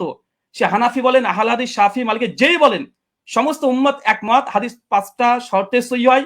প্রথম শর্ত হচ্ছে ইত্তেসাল হতে হবে, মুত্তাসিল হতে হবে, সনদ যেন একদম কোনো মাঝখান থেকে চেঞ্জ যেন ব্রেক না করে। অবাক হলাম তিনি এই হাদিস একটা মুরসাল হাদিস তিনি নিজে প্রথমে স্বীকার করে নিয়েছেন কয়েকবার, আবারও স্বীকার করতেও যাচ্ছেন না। অথচ এখানে আসরুস সুনানে আল্লামা নিউবি হানাফি রাহিমাহুল্লাহ তিনি পরিষ্কার দাবি করে নিয়েছেন এই হাদিসের মধ্যে ইনকেতা ঘটেছে, এটা মুরসাল হাদিস, সূত্র বিচ্ছিন্ন হাদিস, তবে কওয়িন, তবে সনদের যে রাবিগুলো আছে এরা শক্তিশালী। হাদিস সহিহ হওয়ার জন্য যেহেতু রিজাল শাস্ত্রের আলোকে এবং হাদিস শাস্ত্রের আলোকে আমাদের দলিল উপস্থাপন করতে হবে, তো হাদিস সহিহ হওয়ার জন্য ওস্তাদ দেখেছি আমার জানার জন্য প্রশ্ন, বিনয়ের সঙ্গে প্রশ্ন, মানে মুত্তাসিল হওয়া এটা শর্ত কি, শর্ত একটু জানাবেন 5টা শর্তের মধ্যে। আর এই সনদের মধ্যে যে মুত্তাসিল, এই সনদের মধ্যে বিচ্ছিন্নতা ঘটেনি এটা প্রমাণ পেশ করবেন। চলুন এই দেখেন ইয়াহিয়া সাইদ আল আনসারীর এই বর্ণনাকে বাংলাদেশের জগৎ বিখ্যাত আমাদের আলী হোসেন ওসামা জিরো ওস্তাদ জি হবে আমার জানা মতে, না হলেও রুহানি উস্তাদ হবে।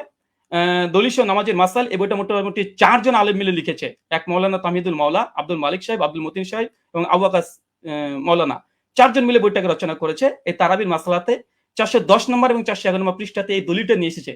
নিয়ে আসার পরে এই দলিলটাকে সামনে রেখে তিনি বলছেন যে মুসান্নাফের এই দলিলটা এই বর্ণনাটির সনদ সহি, তবে ইয়াহিয়া সাইদ যেহেতু হযরত ওমরের যুগ পাননি, আবার কার কাছ থেকে শুনেছেন তাও বলেনি, এই কারণে এটিকে মুনকাতি সূত্র বিচ্ছিন্ন বলা হয়।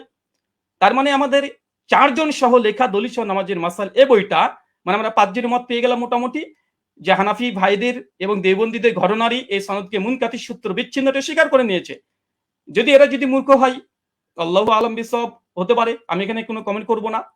তারপরে তিনি ওসামা ওস্তাদজি তিনি যে কথাগুলো বলেছেন, টেনে হিসড়ে হাদিসটাকে আবার মানে হাসান করার চেষ্টা করছে। তো মূল কথা, সনদের মধ্যে বিচ্ছিন্নতা ঘটেছে এবং হাদিসটার মধ্যে ইনকেতা ঘটেছে। আর বারবার ওস্তাদজি বলছে হাদিসটা মুরসাল। আসলে হাদিসটা মুরসাল না, মুনকাতে। কারণ এই হাদিসটা মুরসাল হলে নাবির দিকে নিসবত হতো। যখন নবীর দিকে নিসবত না, এটা ওমরের দিকে নিসবত হয়েছে, যে ওমর আদেশ করেছে। তা হাদিসটা মুরসাল নাই, বরং এখানে ইনকেতা বলাটাই বেশি যৌক্তিক, মুনকাতি এই হাদিস। তার জন্য এখানে আরেকটা পয়েন্ট দেখে নিন।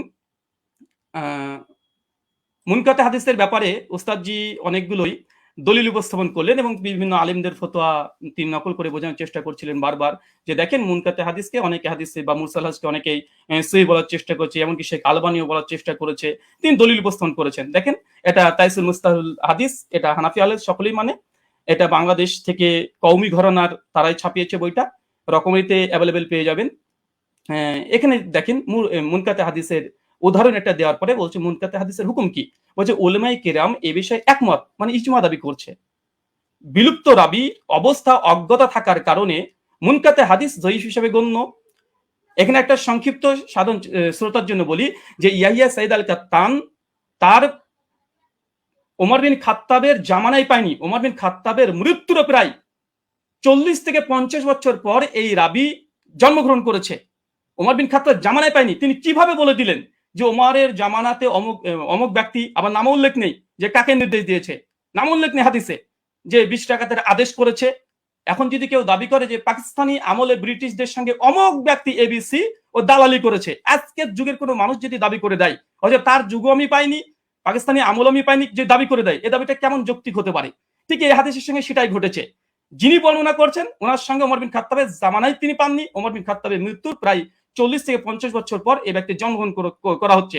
আর মুনকাতে হাদিসের, এটা মুস্তালাহুল হাদিসের স্পষ্ট দলিল এখানে বিদ্যমান যে মুনকাতে হাদিস এটা জয়ীফ হয়।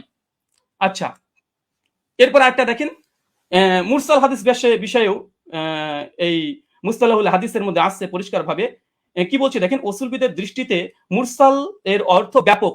তাদের নিকটে প্রতিটি মুনকাতি রিয়াওয়াত মুরসাল, মানে এটা ইস্তাহালি হিসাবে অনেকেই মুনকা থেকে মুরসাল ব্যবহার করে ইস্তাহাল হিসাবে, কিন্তু হুকুম হিসাবে নয়। এরপর বলছে দেখেন, সনদের যে কোনো স্তর থেকে রাবি বাদ পড়ুক না কেন, খতিব বাগদাদির অভিমত হচ্ছে এইটা। এরপরে হুকুম বলছে, কি বলছে দেখেন, যে প্রকৃতপক্ষে মুরসাল হাদিসে জয়ীফ। যদি উস্তাদজি এটা অস্বীকার করতেন না, এটা মুনকাতে হাদিস না, এটা মুরসাল হাদিস, যদি অস্বীকার করে দিয়েছিলেন, তাদের ঘর থেকে দেখা হচ্ছে হাদিসটা তারা মুনকাতে স্বীকার করে নিয়েছে। দৈশ নামাজের মাসালাতে মুনকাতে স্বীকার করেছে, আর আসার সুন্নাতে নিমবি তিনি মুরসাল স্বীকার করে নিয়েছেন। আচ্ছা, তারপরেও যদি ওসামা সাহেব বারবার এটাকে মুরসাল এটা অস্বীকার করেও এটা নিয়েই বারবার আলোচনা করে মুরসাল হাদিসের ব্যাপারে হুকুম কি দিচ্ছে দেখেন, যে প্রকৃতপক্ষে মুরসাল হাদিসের জয়ীফ এবং বর্জনীয়, পরিষ্কার। আচ্ছা চলেন, এটা সহিহ মুসলিম মুকদ্দমা উঠে দেখবেন, এটা ইসলামিক সেন্টার থেকে ছাপানো, আরবিটাও আপনারা ভালোভাবে পড়তে পারবেন। এবং এখানে ইমাম মুসলিম রাহিমাহুল্লাহ তিনি পরিষ্কার মুরসাল হাদিসের একটা বাব কায়েম করেছে। বাব কায়েম করার পরে ইমাম মুসলিম সহিহ মুসলিম রচনার পূর্বে মুকদ্দমা শুধু উসুলে হাদিস দিয়ে তিনি একদম পালাতে রেখেছেন। তার মধ্যে মুরসাল আলোচনা করতে গিয়ে তিনি বলছেন যে মুরসাল রিওয়ায়াত হাদিস সময়ের ব্যাপারে আমাদের মুহাদ্দিসদের, মানে মুহাদ্দিসগণের কেরামের অভিমত হচ্ছে মুরসাল হাদিস হুজ্জাত দলিল হিসেবে পরিগণিত হবে না। মানে কোন হাদিসের সনদের মধ্যে যদি বিচ্ছিন্ন ঘটে, যেটা আমাদের উস্তাদ যে আজকে দলিল পেশ করেছে, তাহলে সেটা কোনোভাবে হিসেবে গ্রহণযোগ্য নয়। সর্বশেষে বলছে ফলে তা মুরসাল হওয়ার সম্ভাবনায় আমাদের নিকটে হুজ্জত বা দলিল হিসেবে পরিগণিত হবে না। এবং ইমাম মুসলিম রাহিমাহুল্লাহ তিনি বলছেন মুরসাল হাদিস হোক, সনদ যদি বিচ্ছিন্ন ঘটে যায়, এই হাদিস সহিহ নয়, এটা বর্জনীয়, এটা যায়িফ, এটা মারদুদ। এবং হাদিস সহিহ অর্জনের যে 5টা শর্ত, ইজমা আছে, এরপরে ইজমা দাবি করলাম, ইজমা আছে। প্রথম শর্ত হচ্ছে যে মুত্তাসিল হতে হবে। আচ্ছা, এখানে দেখেন উনি আলবানী রাহিমাহুল্লাহর এই সুলাইমান আর তাউসের একটা রিওয়ায়াত নিয়ে এসে বলছেন যে আলবানী দেখো তোমাদের ঘরে আলবানী একটা মুরসাল হাদিসকে হুজ্জাত গ্রহণ করে নিয়েছে। আমি একই টিট ফর ট্যাট দিয়ে দিলাম উস্তাদজিকে, যে দেখেন আপনাদের দলিল নামাজের মাসাল বইয়ে আহলে হাদিসদের একটা দলিল খণ্ডন করতে গিয়ে এখানে মৌলানা আব্দুল মালিক সাহেব, আব্দুল মতিন সাহেব এবং তামহিদুল মাওলা সাহেব, আরো 4 জন বড় বড় বিজ্ঞ ওলামা, তারা কি বলছে এই হিসাবে সুলাইমান ও তাউসের মাঝে আরেকটি বিচ্ছিন্নতা সৃষ্টি হয়েছে, মানে সূত্র বিচ্ছিন্ন হয়েছে, যার কারণে হাদিসটা হাসান মানে সহি তদুর কিবা হাসান হওয়া দুষ্কর হয়ে পড়েছে। এটা আমাদের দেওবন্দি বাংলাদেশি ওলামা মাশাইখ যারা আছেন, বিশেষ করে কওমি ঘরানার, তাদের যারা লিখেছে ওটা একদম সকলে মাথার ওপরে তারা। তা আলবানী যেমন দলিল দিয়েছিল, আমি পাল্টা একটা দলিল দিয়ে দিলাম। আচ্ছা, এই হচ্ছে। আচ্ছা, এখানে আরেকটা দলিল তিনি যেহেতু ইয়ে সাইদ আল আনসারি থেকে একটা হাদিস মাত্র দিয়েছে, তবে বিন বাজ রাহিমাহুল্লাহ ফতোয়া পড়তে গিয়ে তিনি আরেকটা রিওয়ায়াত পেশ করেছেন, সেটা হচ্ছে ইয়াজিদ বিন রোমান থেকে।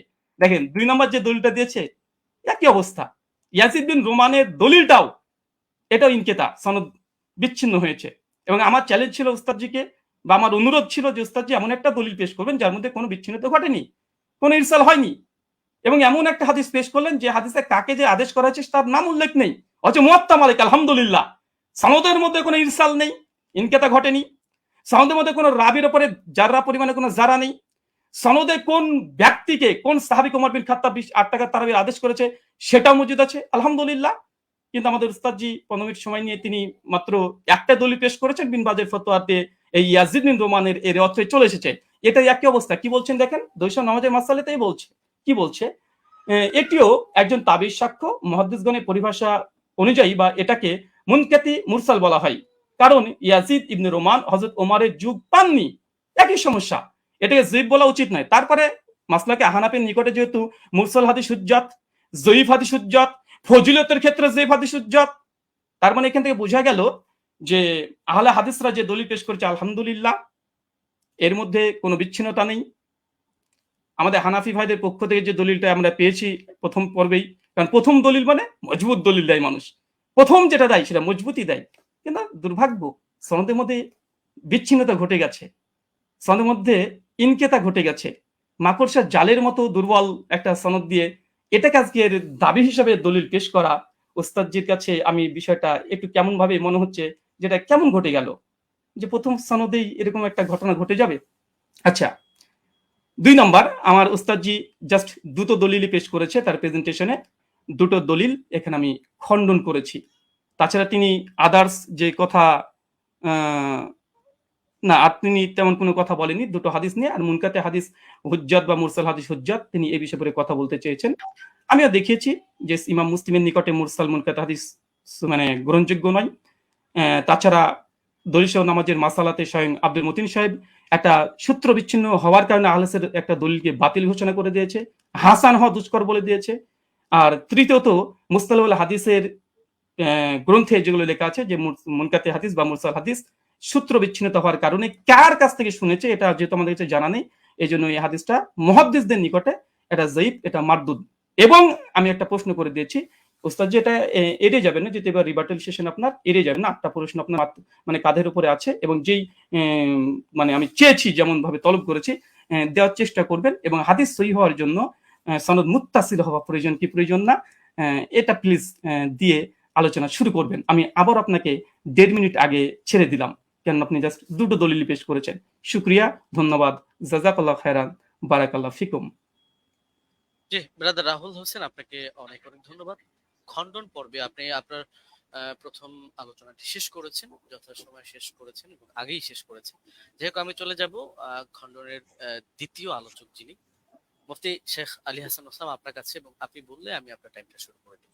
জি, একটু দর্শকদের উদ্দেশ্যে বলবো, দর্শক যারাই দেখছেন অবশ্যই প্রোগ্রামটি শেয়ার করে অন্যকে দেখার জন্য সুযোগ করে দিবেন ইনশাআল্লাহ। জি, আলী হাসান ওসাম আপনার কাছে যাচ্ছি, আপনি বললে আমি টাইমটা শুরু করব। জি, শোনা যাচ্ছে আমাকে? হ্যাঁ, আপনাকে ক্লিয়ার শোনা যাচ্ছে। আচ্ছা, জি, শুরু করতে পারেন। জি, 7 7 8 9 10 সেকেন্ড। জি, ওকে। হামিদান ওয়া মুসাল্লিয়ান ওয়া মুসাল্লিমা আম্মা বা'দ। শাস্ত্রীয় ব্যক্তি ছাড়া আসলে শাস্ত্রীয় আলোচনাটা একটু জটিল ব্যাপারই, যে যতটুকু পরে তার আলোকে গোটা দুনিয়াটাকে মূল্যায়ন করে। তো আমরা যে আলোচনাগুলো করেছি সবগুলো শাস্ত্রীয় মূলনীতিকে উনি এড়িয়ে গিয়ে আমাদের ব্রাদার রাহুল ভাই তিনি হলো অন্যান্য এদিক সেদিকের কথা টেনে, এবং মজার একটা ব্যাপার হলো উনি কি বলবেন আমরা মোটামুটি সবই এক থেকে আইডিয়া করতে পেরেছি, লেকিন আমি যেগুলো বলেছি এটা হয়তো ওনার আনকমন পড়ে গেছে, উনি যার কারণে বিষয়গুলো স্কিপ করে গেছেন। হাতে সময় ছিল, তিনি খণ্ডন করতে পারতেন। তো কি কি স্কিপ করেছেন আর এই খণ্ডন পর্বে যে অসঙ্গতিগুলো বলেছেন এটা নিয়ে তো আমি নেক্সট পর্বে আলোচনা করবো। আগে ওনার কেস প্রেজেন্টেশনের মধ্যে উনি যে কথাগুলো বলেছেন আমরা সেটার মূল্যায়নে আসি। একটা কথা তো তিনি গর্বের সাথে বললেন যে হাদিস সহিহ হওয়ার জন্য 5টা শর্তের ব্যাপারে ইজমা আছে, যে অবশ্যই একমত, ইজমা আছে। তো যার কারণে 3টা জিনিস দেখতে হয় সনদে, 2টো জিনিস দেখতে হয় মতনের মধ্যে, অর্থাৎ মূল টেক্সটের মধ্যে। আপনি দীর্ঘ 15 মিনিট নিয়ে খুব গর্বের সাথে বুক ফুলিয়ে ফুলিয়ে অনেকগুলো কিতাবের রেফারেন্সের আলোকে আপনি শুধু সনদের সৌন্দর্য তুলে ধরেছেন, একেবারে কি কি ফজিলত আছে এটা তুলে ধরেছেন, মতনের বিষয়টা স্কিপ করে গিয়েছেন, আর প্রশ্ন তো কিছু ছড়িয়ে দিয়েছেন। তো আমরা কিছু প্রশ্নের জবাব আমাদের কথার মধ্যে অটো চলে আসবে, বাকিগুলো আমরা আলোচনায় আনবো যেগুলো প্রাসঙ্গিক। আচ্ছা, এখন আমরা আগে মূল আলোচনায় আসি। একটু বোঝার সুবিধার্থে একটু কথাটা শুরু থেকে টানি। ওমর রাদিয়াল্লাহু তাআলা আনহু থেকে তারাবির রাকাত সংখ্যার বর্ণনাকারী 6 জন রয়েছেন। এর মধ্যে একজন তো সাহেব বিন ইয়াজিদ রাদিয়াল্লাহু তাআলা আনহু, আমরা তার প্রসঙ্গে আসছি। আর এছাড়াও আরো বাকি 5 জন রয়েছেন, যাদের 5 জনের প্রত্যেকেই সংখ্যাটা তারাবির রাকাত সংখ্যা 20 বলে উল্লেখ করেছেন। ইয়াজিদ বিন রুমান তিনি 23 বলেছেন, বেতের সহ মুয়াত্তা মালিকে আছে।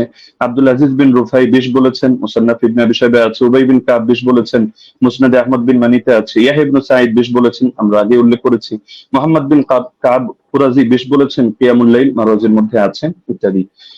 এখন বাকি থাকলো শুধু সাহেব বিন ইয়াজিদের কথা। সাহেব বিন ইয়াজিদ থেকে তার 3 জন শাগরেদ এই বিষয়ক হাদিস বর্ণনা করেছেন। একজন হল ইয়াজিদ বিন খুসাইফা, তিনিও 20 বর্ণনা করেছেন, সুনানে কুবরা বাইহাকিতে আছে।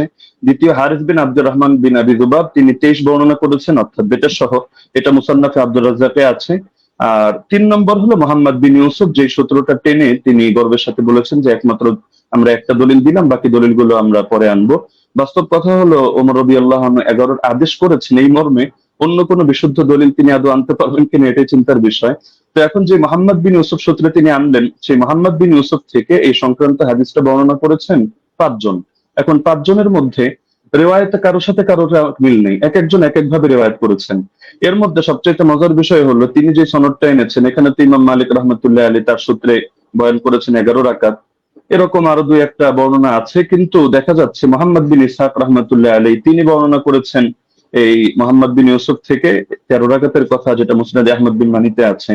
এছাড়া দাউদ বিন কায়েস রাহমাতুল্লাহ আলাইহি তিনি এবং আরো অনেকে 21 রাকাতের কথা বর্ণনা করেছেন, যেটা মুসান্নাফে আব্দুর রাজ্জাকে বিশুদ্ধ সনদে আছে। যদি এটা সনদ নিয়ে চ্যালেঞ্জ করে আমরা তাহলে সনদের আলোচনায় আসবো। তো দেখা যাচ্ছে মতনের মধ্যে মিল নেই, মতনের মধ্যে এখানে সমস্যা বিদ্যমান। সব শাগরেদরা বলছে একভাবে, কিন্তু মোহাম্মদ বিন ইউসুফ থেকে এসে দেখা যাচ্ছে যে এখানে সনদের মধ্যে যদিও যারা বয়ান করেছেন সনদের বিশুদ্ধতা আছে, এটা নিয়ে আমি আপত্তি করছি না, কিন্তু হাদিস সহিহ হওয়ার জন্য যদি 5টা শর্ত, শুধু সনদ ঠিক থাকলেই হবে না। এমন বহুত হাদিস আছে সনদ সুন্দর, কিন্তু তার ইসের মধ্যে, মতনের মধ্যে সমস্যা আছে। তো এখানে মতনের মধ্যে যে ঝামেলাটা হয়েছে এটাকে ইস্তেরাব বলে।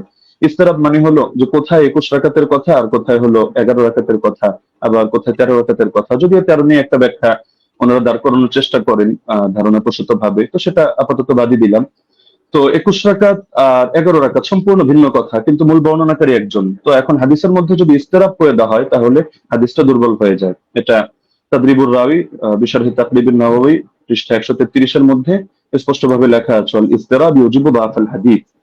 তাহলে স্পষ্ট এটা যে এখানে বর্ণনাকারী যারা রয়েছেন তারা যদিও সহিহ মানের, কিন্তু মতনের মধ্যে মুস্তারিব ইস্তেরাব থাকার কারণে হাদিসটা গর্বের সাথে যদিও সহিহ বলার চেষ্টা করছেন, কিন্তু হাদিসটা মতনগত কারণে এটা সহিহ না, বরঞ্চ এটা যায়িফ হাদিস।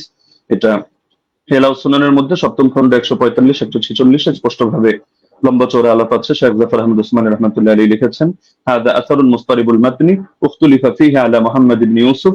বলতে বলতে তিনি গিয়ে শেষে জানাচ্ছেন, ওয়া হাদা ইখতিলাফুন ইউসকিতুল ইহতিজাজ বিল আসার। এই জাতীয় ইস্তেরাব থাকলে এটা আসর দিয়ে আর দলিল দেওয়া যায় না, এটা দলিল অযোগ্য হয়ে যায়। তো এখানে ভুলটা কে করেছেন? ভুলটা মূলত ইমাম মালিকও করেননি, ইয়াহইয়া ইবনে সাঈদ ফাত্তানও করেননি। ভুলটা হয়েছে এখানে, অসঙ্গতিটা প্রকাশ পেয়েছে মোহাম্মদ বিন ইউসুফ থেকে। যদিও তিনি উচ্চ পর্যায়ের রাবী, কোনো সন্দেহ নেই, কিন্তু এক এক সময় তিনি এক এক ভাবে বয়ান করেছেন। তো যার কারণে জিনিসটা এটা দুর্বলের প্রমাণিত হয়ে গিয়েছে। আচ্ছা, দ্বিতীয় পয়েন্ট হলো যে হাদিসের বর্ণনাকারী যারা, তাদের আমলই তো এর খেলাফ। ইমাম মালিক রাহমাতুল্লাহ আলাইহির আমল দেখা যাচ্ছে যে তিনি 8 রাকাতের পক্ষে না। সাহেব বিন ইয়াজিদ তার আমলও এর খেলাফ। একইভাবে যাকে আদেশ করেছেন বলে তিনি উল্লেখ করলেন যে 2 জনের নামের মধ্যে উবাই বিন কাব রয়েছে, উবাই বিন কাবের ব্যাপারেও আছে যে না, তার আমলও এর খেলাফ। ইমাম মালিক রাহমাতুল্লাহ আলাইহি প্রসঙ্গে লম্বা-চওড়া আলোচনা করা যাবে তার মাযহাবের সরাসরি তার শাগরেদদের রেফারেন্স দিয়ে। এবং এর বাইরে যে মতগুলো প্রচারিত আছে, মূলত আমি সহজে বলে দিই যে তার থেকে 2টা মত আছে, এক হলো 20 রাকাতের কথা, এক হলো 36 রাকাতের কথা। 20 রাকাতের কথা ইমাম ইবনে আব্দুল বার রাহমাতুল্লাহ আলাইহি নকল করেছেন, এবং তার মাযহাবের কোন কোন কিতাব যেমন দুসুকের মধ্যে, আনোয়ারে সাতিহার মধ্যে এটা আছে। বাকি 36 রাকাতের কথাটাই তার থেকে সবচেয়ে বেশি প্রসিদ্ধ এবং মুতাবার। তাহলে দেখা যাচ্ছে যে তার আমলের ব্যতিক্রম। এটা বিদায়াতুল মুস্তাহিদ 1 নম্বর খণ্ড 214 নম্বর পৃষ্ঠা উদাহরণ হিসেবে দেখা যেতে পারে। আরো প্রচুর রেফারেন্স আছে, প্রয়োজন হলে আমরা দেব। আচ্ছা, দ্বিতীয়ত হলো সাইদ বিন ইয়াজিদের আমল যে খেলাফ, এটা হলো বাইহাকি মারিফাতুস সুনান ওয়াল আসার কিতাবে 4th খণ্ড 42 নম্বর পৃষ্ঠা 5409 নম্বর রিওয়ায়েতে আছে। عن سعيد بن يزيد قال كنا نقوم في زمان عمر بن الخطاب ب20 ركعة والوتر। আমরা ওমরের জামানায় 20 রাকাত তারাবি পড়তাম এবং আমরা বেতন নামাজ আদায় করতাম। তাহলে দেখা যাচ্ছে তার আমলও এর খেলাফ।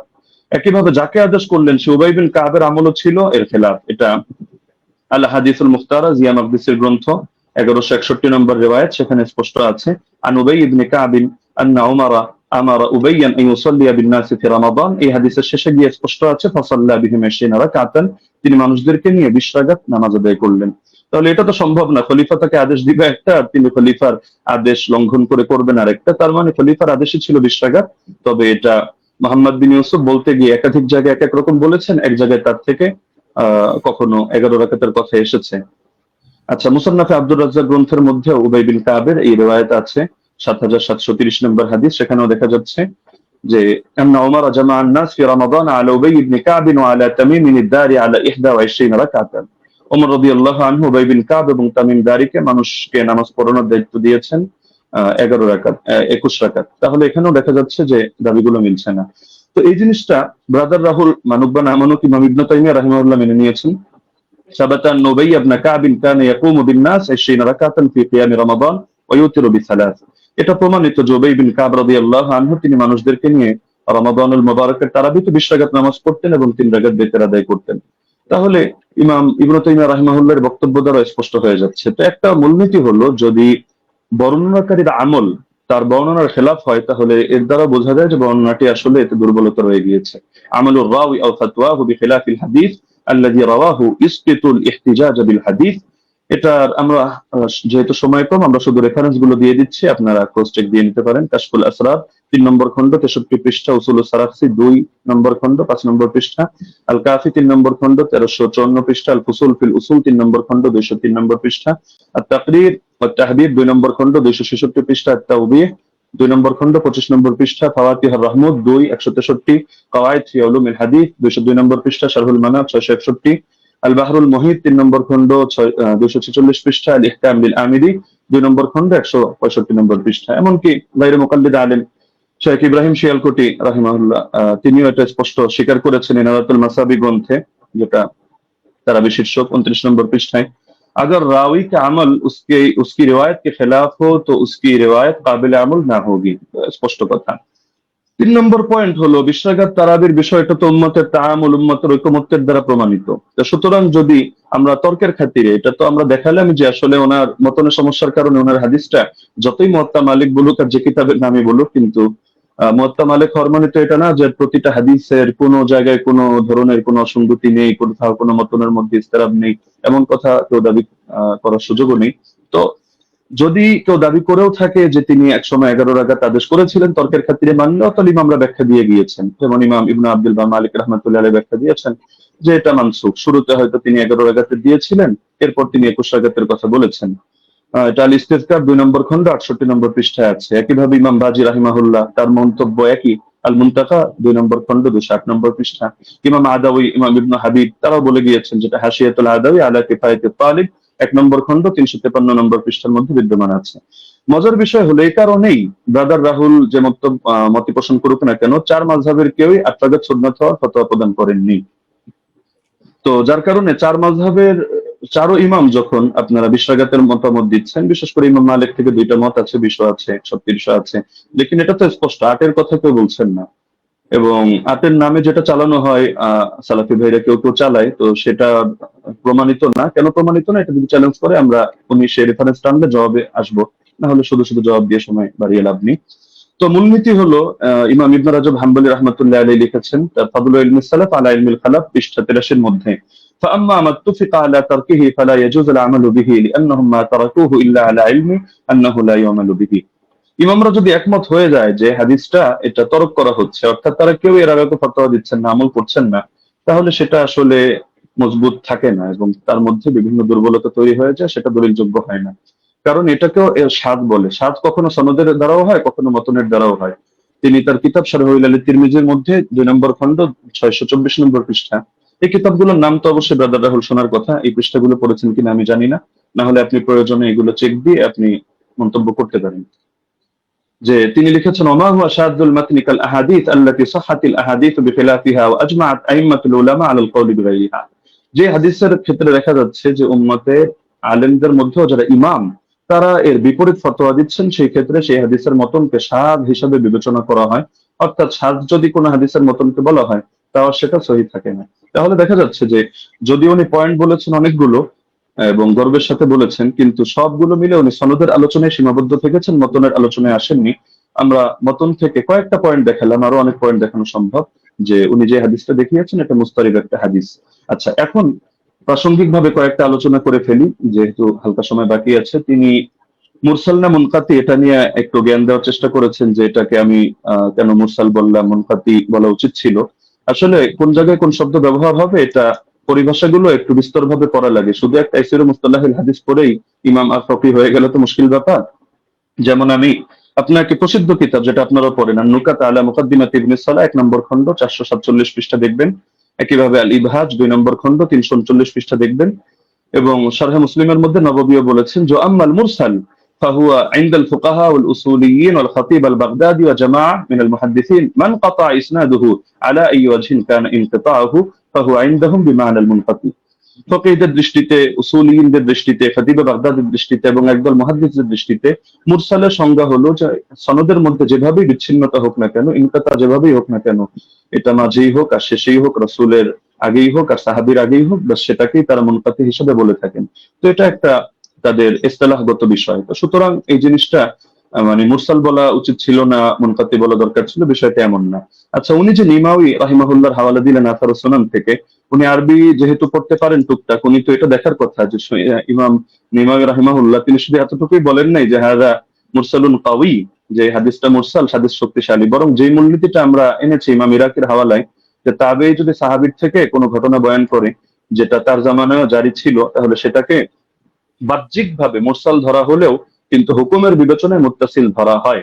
আমরা তো আলোচনা করছি শাস্ত্রীয় মূলনীতির আলোকে হুকুম প্রসঙ্গে। তো এই মূলনীতিটা আপনি যে কিতাবের হাওয়ালা দিলেন এবং মজার বিষয় যে স্ক্রিনশট দিলেন, আপনি এটাই যদি ভালো করে দেখেন এটার মধ্যে খুঁজে পাবেন। তো দেখা যাচ্ছে আপনি একাংশ পড়ে তাড়াহুড়ো করে রেফারেন্স দিয়ে দিলেন, কিন্তু এটা আপনার নজরের বাইরে চলে গেল, যার কারণে নিমাউইকে আমার বিরুদ্ধে দাঁড় করিয়ে দিলেন।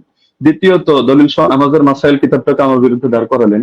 তবে মজার বিষয় হলো আপনি এই জিনিসটা খেয়াল করলেন না যে আমি বারবার বলছি যে বাহ্যিকভাবে দেখতে মুনকাতি, সূত্র বিচ্ছিন্ন, তবে আমরা হুকুম নিয়ে আলোচনা করছি, যে হুকুমের বিবেচনায় যেমন মারফুয়ে হুকমি, তো এই শব্দ আপনার শোনার কথা, যে অনেক হাদিস এটা মারফু না, মানে আল্লাহ রসুলের দিকে নিসবত করে সাহাবী বলেন নাই, কিন্তু সাহাবী বলেছেন স্বাভাবিক তার উক্তি হিসাবে।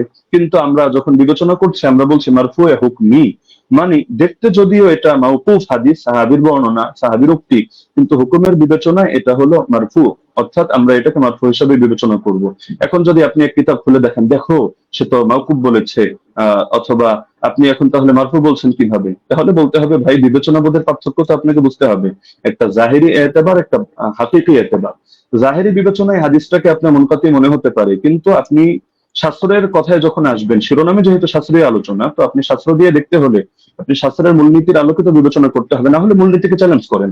আপনি অমুক কিতাবে এটা আছে, তমুক কিতাবে এটা আছে, শুধু এতটুকু বললে যথেষ্ট না, আপনাকে মাথায় রাখতে হবে একটা শাস্ত্র পরিগণিত হয় টোটাল পুরো বিষয়টাকে সামনে রেখে। কোরআনের এক আয়াত আর এক আয়াতের তাফসীর হয়, না হলে আপনি এক আয়াত দিয়ে মতকেও বৈধ করে দিতে পারবেন, আর এক আয়াত দিয়ে জিহাদকেও নিষিদ্ধ করে সব জায়গায় সবরের আদেশ দিতে পারবেন, কিন্তু পুরো সামগ্রিক ভান্ডারকে, শাস্ত্রকে সামনে রেখে আপনার সিদ্ধান্তে আসতে হবে। এই জিনিসটা যদি না বোঝেন, তাহলে শুধু আবেগী কিছু কথা বলবেন বা একটু ইমোশনাল কিছু লেকচার হবে, লেকিন এর দ্বারা শাস্ত্রীয় কোনো কথা হবে না। তো যেহেতু সারা দেশ এটা দেখছে এবং আলেম ওলামা তালিবুল ইলম সবাই মূল্যায়ন করছে, সুতরাং আমার অনুরোধ থাকবে নেক্সট পর্বে আপনি শাস্ত্রীয় আলোকে এই মূলনীতিগুলো চ্যালেঞ্জ করেন। ধন্যবাদ, জাযাকাল্লাহ। আমি কারেক্ট টাইম শেষ করলাম। জি, মোহতারাম আলী হাসান ওসমান, আপনাকে অনেক অনেক ধন্যবাদ। আমি আরেকটি জিনিস আপনাদেরকে মনে করিয়ে দিতে চাই, যে আপনাদের জন্য আমাদের পক্ষ থেকে 2 মিনিট সময় ছিল বা আছে। আরেকটি খণ্ডন পর্ব আছে, আপনারা চাইলে 2 মিনিট আপনারা ব্যবহার করতে পারেন। আমি দ্বিতীয় খণ্ডন পর্বটি যাচ্ছি, এবং এই খণ্ডন পর্বর পরেই আমাদের আর কোনো খণ্ডন পর্ব থাকছে না, একটাই লাস্ট। আমি প্রথমে চলে যাব ব্রাদার রাহুল হোসেন আপনার কাছে, এবং আপনি বললে আমি টাইমটা শুরু করি। একটা স্লাইড পাঠিয়েছি, স্লাইড 8 লেখা আছে, 8 লেখা আছে দেখেন। জি পেয়েছি। জি স্ক্রিনে নিয়ে আসতে হবে। আচ্ছা সময় স্টার্ট নাও। জি সো বিসমিল্লাহ। সম্মানিত দর্শক মন্ডলী, উস্তাদজি যেটা শেষ করেছেন সেটা দিয়ে শুরু করবো। উনি বললেন যে পালে ওসুলকে চ্যালেঞ্জ করতে।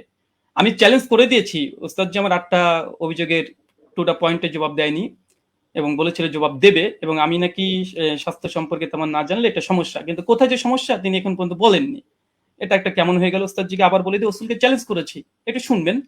আমি আপনাকে বলেছিলাম যে হাদিস সহিহ হওয়ার জন্য ইজমাই ওসুল হচ্ছে 5খানা শর্ত লাগবে। প্রথম হচ্ছে মুত্তাসিল হওয়া, সনদের মধ্যে শক্তিশালী হওয়া, সনদের মধ্যে বিচ্ছিন্ন যেন না হয়, এবং দেখানো হয়েছে যে সনদের মধ্যে বিচ্ছিন্নতা আছে। ইয়াহি সাইদ আল কাত্তান উমর বিন খাত্তাবের যুগ পান নাই।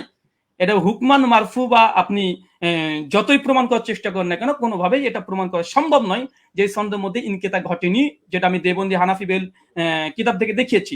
2 নম্বর বিষয়, এখানে তিনি আমাকে যে কথাটা আবার বলতে চাইলেন সেটা হাদিস সাজ হওয়া, এবং এর সঙ্গে সঙ্গে বললেন দেখেন 8 টাকাতে তারাবি যেটা দাদা রাহুল পেশ করেছেন সেটা মুয়াত্তা মালিক থেকে, আর মুয়াত্তা মালিকের সনদের রাবিদের মধ্যে কোনো সমস্যা নেই।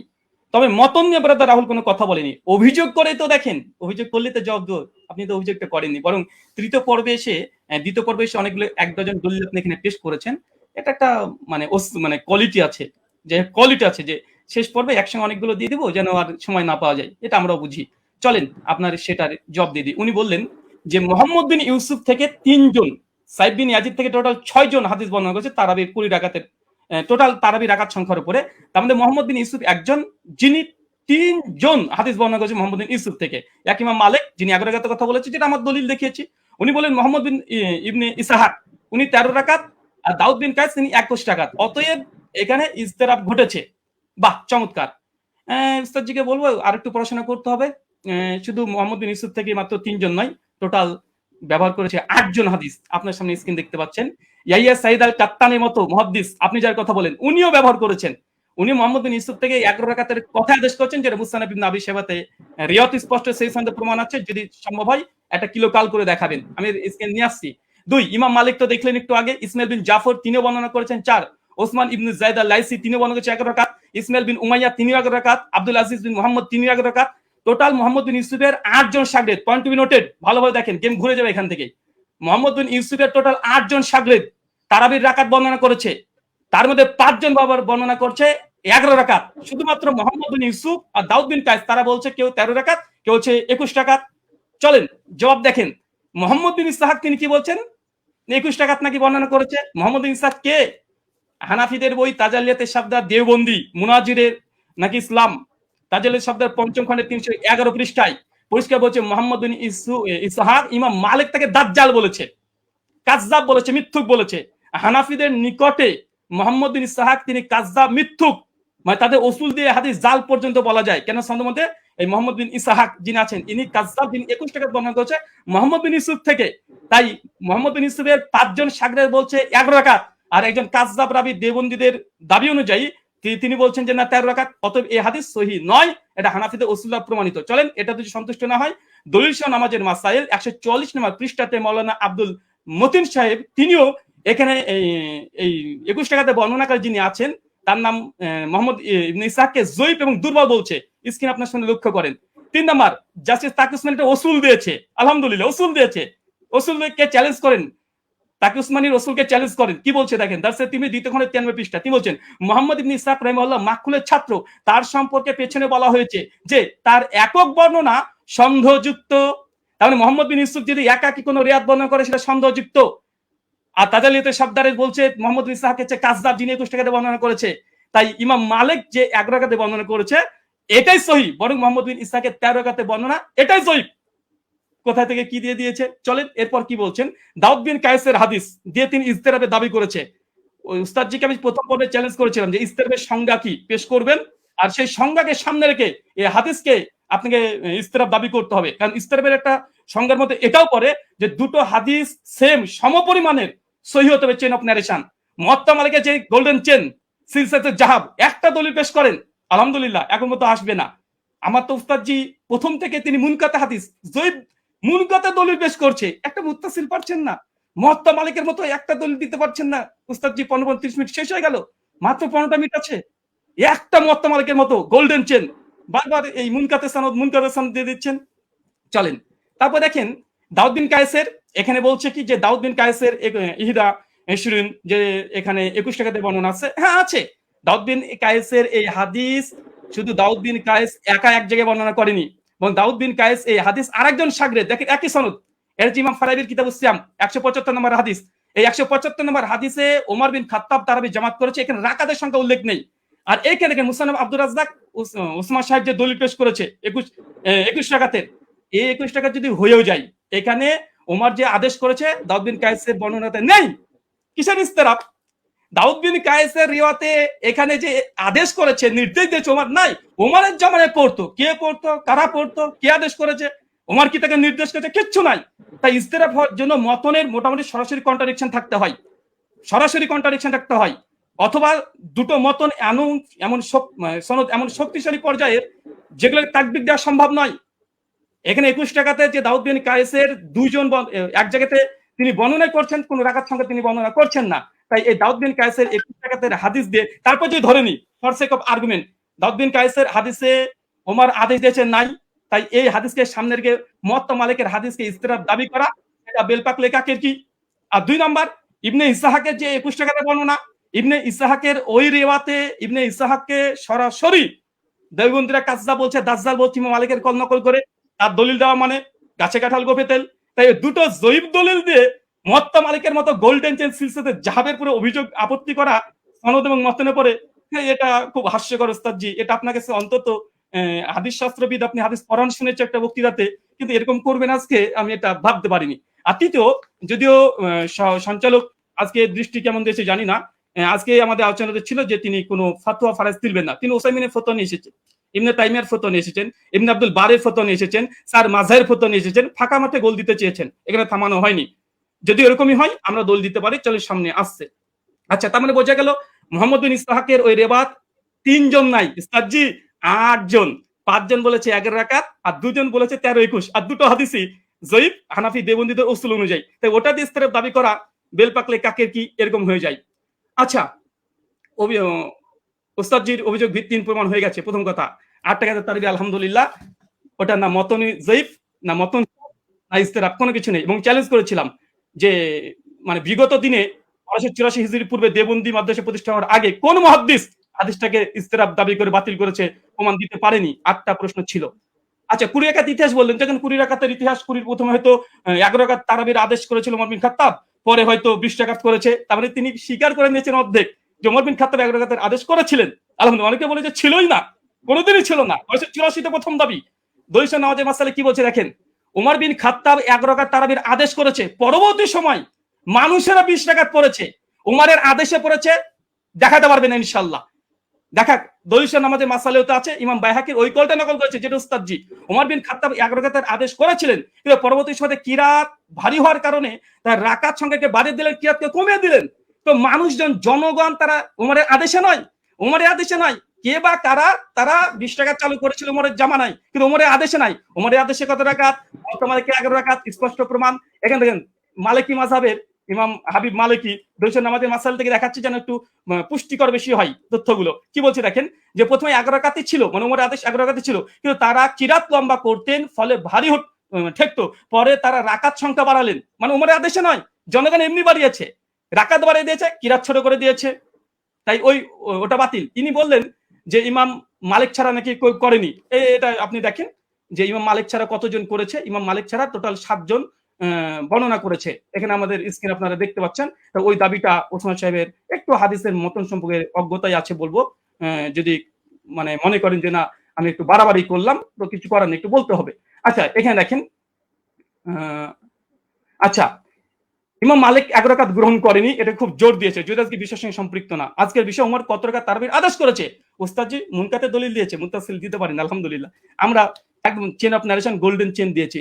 আচ্ছা, ইমাম মালিক 11 রাকাতের আদেশ করেনি, চলেন দেখেন ইমাম, এটা কিতাব সালাতুত তাহাজ্জুদ, এটা আব্দুল হক আন্দলুসি রাহিমাহুল্লাহর গ্রন্থ, ইমাম মালিকের শাগরেদ ছাত্র তার বলছে কি বলছে দেখেন, এখানে বলছে কলা শাহ বিন আব্দুল আজিজ আন মালিক, মানে ইমাম মালিকের ছাত্র তিনি রিওয়ায়াত করছেন, কি বলছেন, আল্লাজি আখতারা বিহা, ইমাম মালিক যেটাকে গ্রহণ করেছে, এখতিয়ার করেছে, কি করেছে, বিহি নাফসি, ইমাম মালিক নিজের জন্য কত রাকাত তিনি করেছেন। তারপর তিনি বলছেন দেখেন, ফি কিয়ামে রামাজান হুয়াল লাজি জামা, ইমাম মালিক উমর বিন খাত্তাব যার করে জমা করেছে উমর বিন খাত্তাব, সেটা হচ্ছে ইহিদা আশারাতা রাকাতান ওয়া হুয়া সালাতে রাসূলুল্লাহ সাল্লাল্লাহু আলাইহি ওয়াসাল্লাম। এখানে ইমাম মালিকের কথা নকল করছে স্বয়ং ইমাম মালিকের ছাত্র। আমি এখানে ইমাম মালিকের ছাত্র ডাইরেক্ট কল, তিনি বলছেন যে ইমাম মালিক যেটা গ্রহণ করেছিলেন সেটা হচ্ছে 11 রাকাত, যেটা ছিল রাসূলুল্লাহ সালাত এবং ওমর বিন খাত্তাব যার পরে জমা করেছে, প্রথম কল। দ্বিতীয় দেখুন এখানে হচ্ছে ইবনে কাসিমের একটা কলমে নকল করে গেছি, ইবনে কাসিম তিনি মালিক থেকে বর্ণনা করছে যে ওমরের জামানায় 36 রাকাত পড়া হতো, 36 রাকাত পড়া হতো, কিন্তু ইমাম মালিক কত গ্রহণ করেছে দেখেন, শেষে লাল দিয়ে দাগানো আছে। তারপরে হচ্ছে আক্তারা ওয়া নাফসি, ইমাম মালিক নিজের জন্য যেটা নির্ধারণ করেছে ইহিদা আশারাত রাকাতান, কিন্তু ইমাম মালিক নিজের জন্য 11 রাকাত, মানে ইমাম মালিকের সময় মানুষ 36 রাকাত পড়ছে, কিন্তু ইমাম মালিককে যখন সরকার যখন চিঠি পাঠায়, এই ঘটনা বর্ণনা আছে অনেক জায়গাতেই, তারপরে তাকে যখন বললো যে নামাজের সঙ্গে কি কমিয়ে দেবো, সেই সময় মালিক বলছে তারা পড়তে থাক, কিন্তু আমি নিজের জন্য ফি নাফসি, আমার জন্য ইহিদা আশারাত রাকাতান, আমি 11 রাকাতকে আমি নিজের জন্য গ্রহণ করলাম, মানুষ কি পড়ছে দেখার দরকার নেই, ইমাম মালিককে কথা মেনে নিতে। আচ্ছা, এরপরে দেখেন, আচ্ছা বদরুদ্দিন আইনি হানাফি তিনিও উমদাতুল কারি শারে সহিহ বুখারীতে 102 নম্বরে তিনি এই কথা স্বীকার করে নিয়েছেন যে ইমাম মালিক তিনি তার নিজের জন্য 11 রাকাতকে তিনি পছন্দ করেছিলেন, তার জামানায় কে কত পড়েছিল দেখার দরকার নেই, কারণ আমাদের আজকের আলোচ্য বিষয় এটা নাই যে কার জামানায় কত রাকাত পড়েছে, যদি ওটা নিয়ে ডিবেট করতে হয় আসেন পরে একটা সেশন রাখেন, অন্যদিন একটা সময় দেন, আবার আসবো, এটাও প্রমাণ করবেন ইনশাআল্লাহ ওমর বিন খাত্তাব জামানাতে 8 টাকা তারাবিহ হতো। আজকের আলোচ্য বিষয় ওসমান সাহেব ভুলে গেলে হবে না, ওমর বিন খাত্তাব কত রাকাত তারাবির আদেশ করেছেন, ওমরের জামানায় কে বা কারা কত পড়তো, কোন ইমাম কত রাকাতের ফতোয়া দিয়েছে, কে কি বলেছে, এটা নয়, হাদিস শাস্ত্রের আলোকে ওমর বিন খাত্তাব কত রাকাত আদেশ করেছে। মুওয়াত্তা মালিকের স্পষ্ট হাদিস 11 রাকাত, আপনি ইস্তেরাবের দাবি করেছিলেন, দুমড়ে মুচড়ে গেছে আলহামদুলিল্লাহ, বরং আপনি যে দলিল দিয়েছেন সবগুলো মুনকাতে হাদিসে পেশ করেছেন, এবং আপনাকে যে চ্যালেঞ্জগুলো করা হয়েছিল, আপনাকে যে চ্যালেঞ্জগুলো করেছিলাম সেই চ্যালেঞ্জের জবাব এখন পর্যন্ত আসেনি, যে ইয়াহি সাইলাল কাত্তানের যে বর্ণনা পেশ করেছেন কাকে আদেশ করেছে হাদিস উল্লেখ নাই। মুওয়াত্তা মালিকের হাদিস দেখেন, দুটো হাদিসকে সম্মানিত দর্শক মণ্ডলী মাইন্ড খুলে রাখেন, ফ্রেশ রাখেন, এক গ্লাস পানি খান, তারপর আলোচনা শোনেন।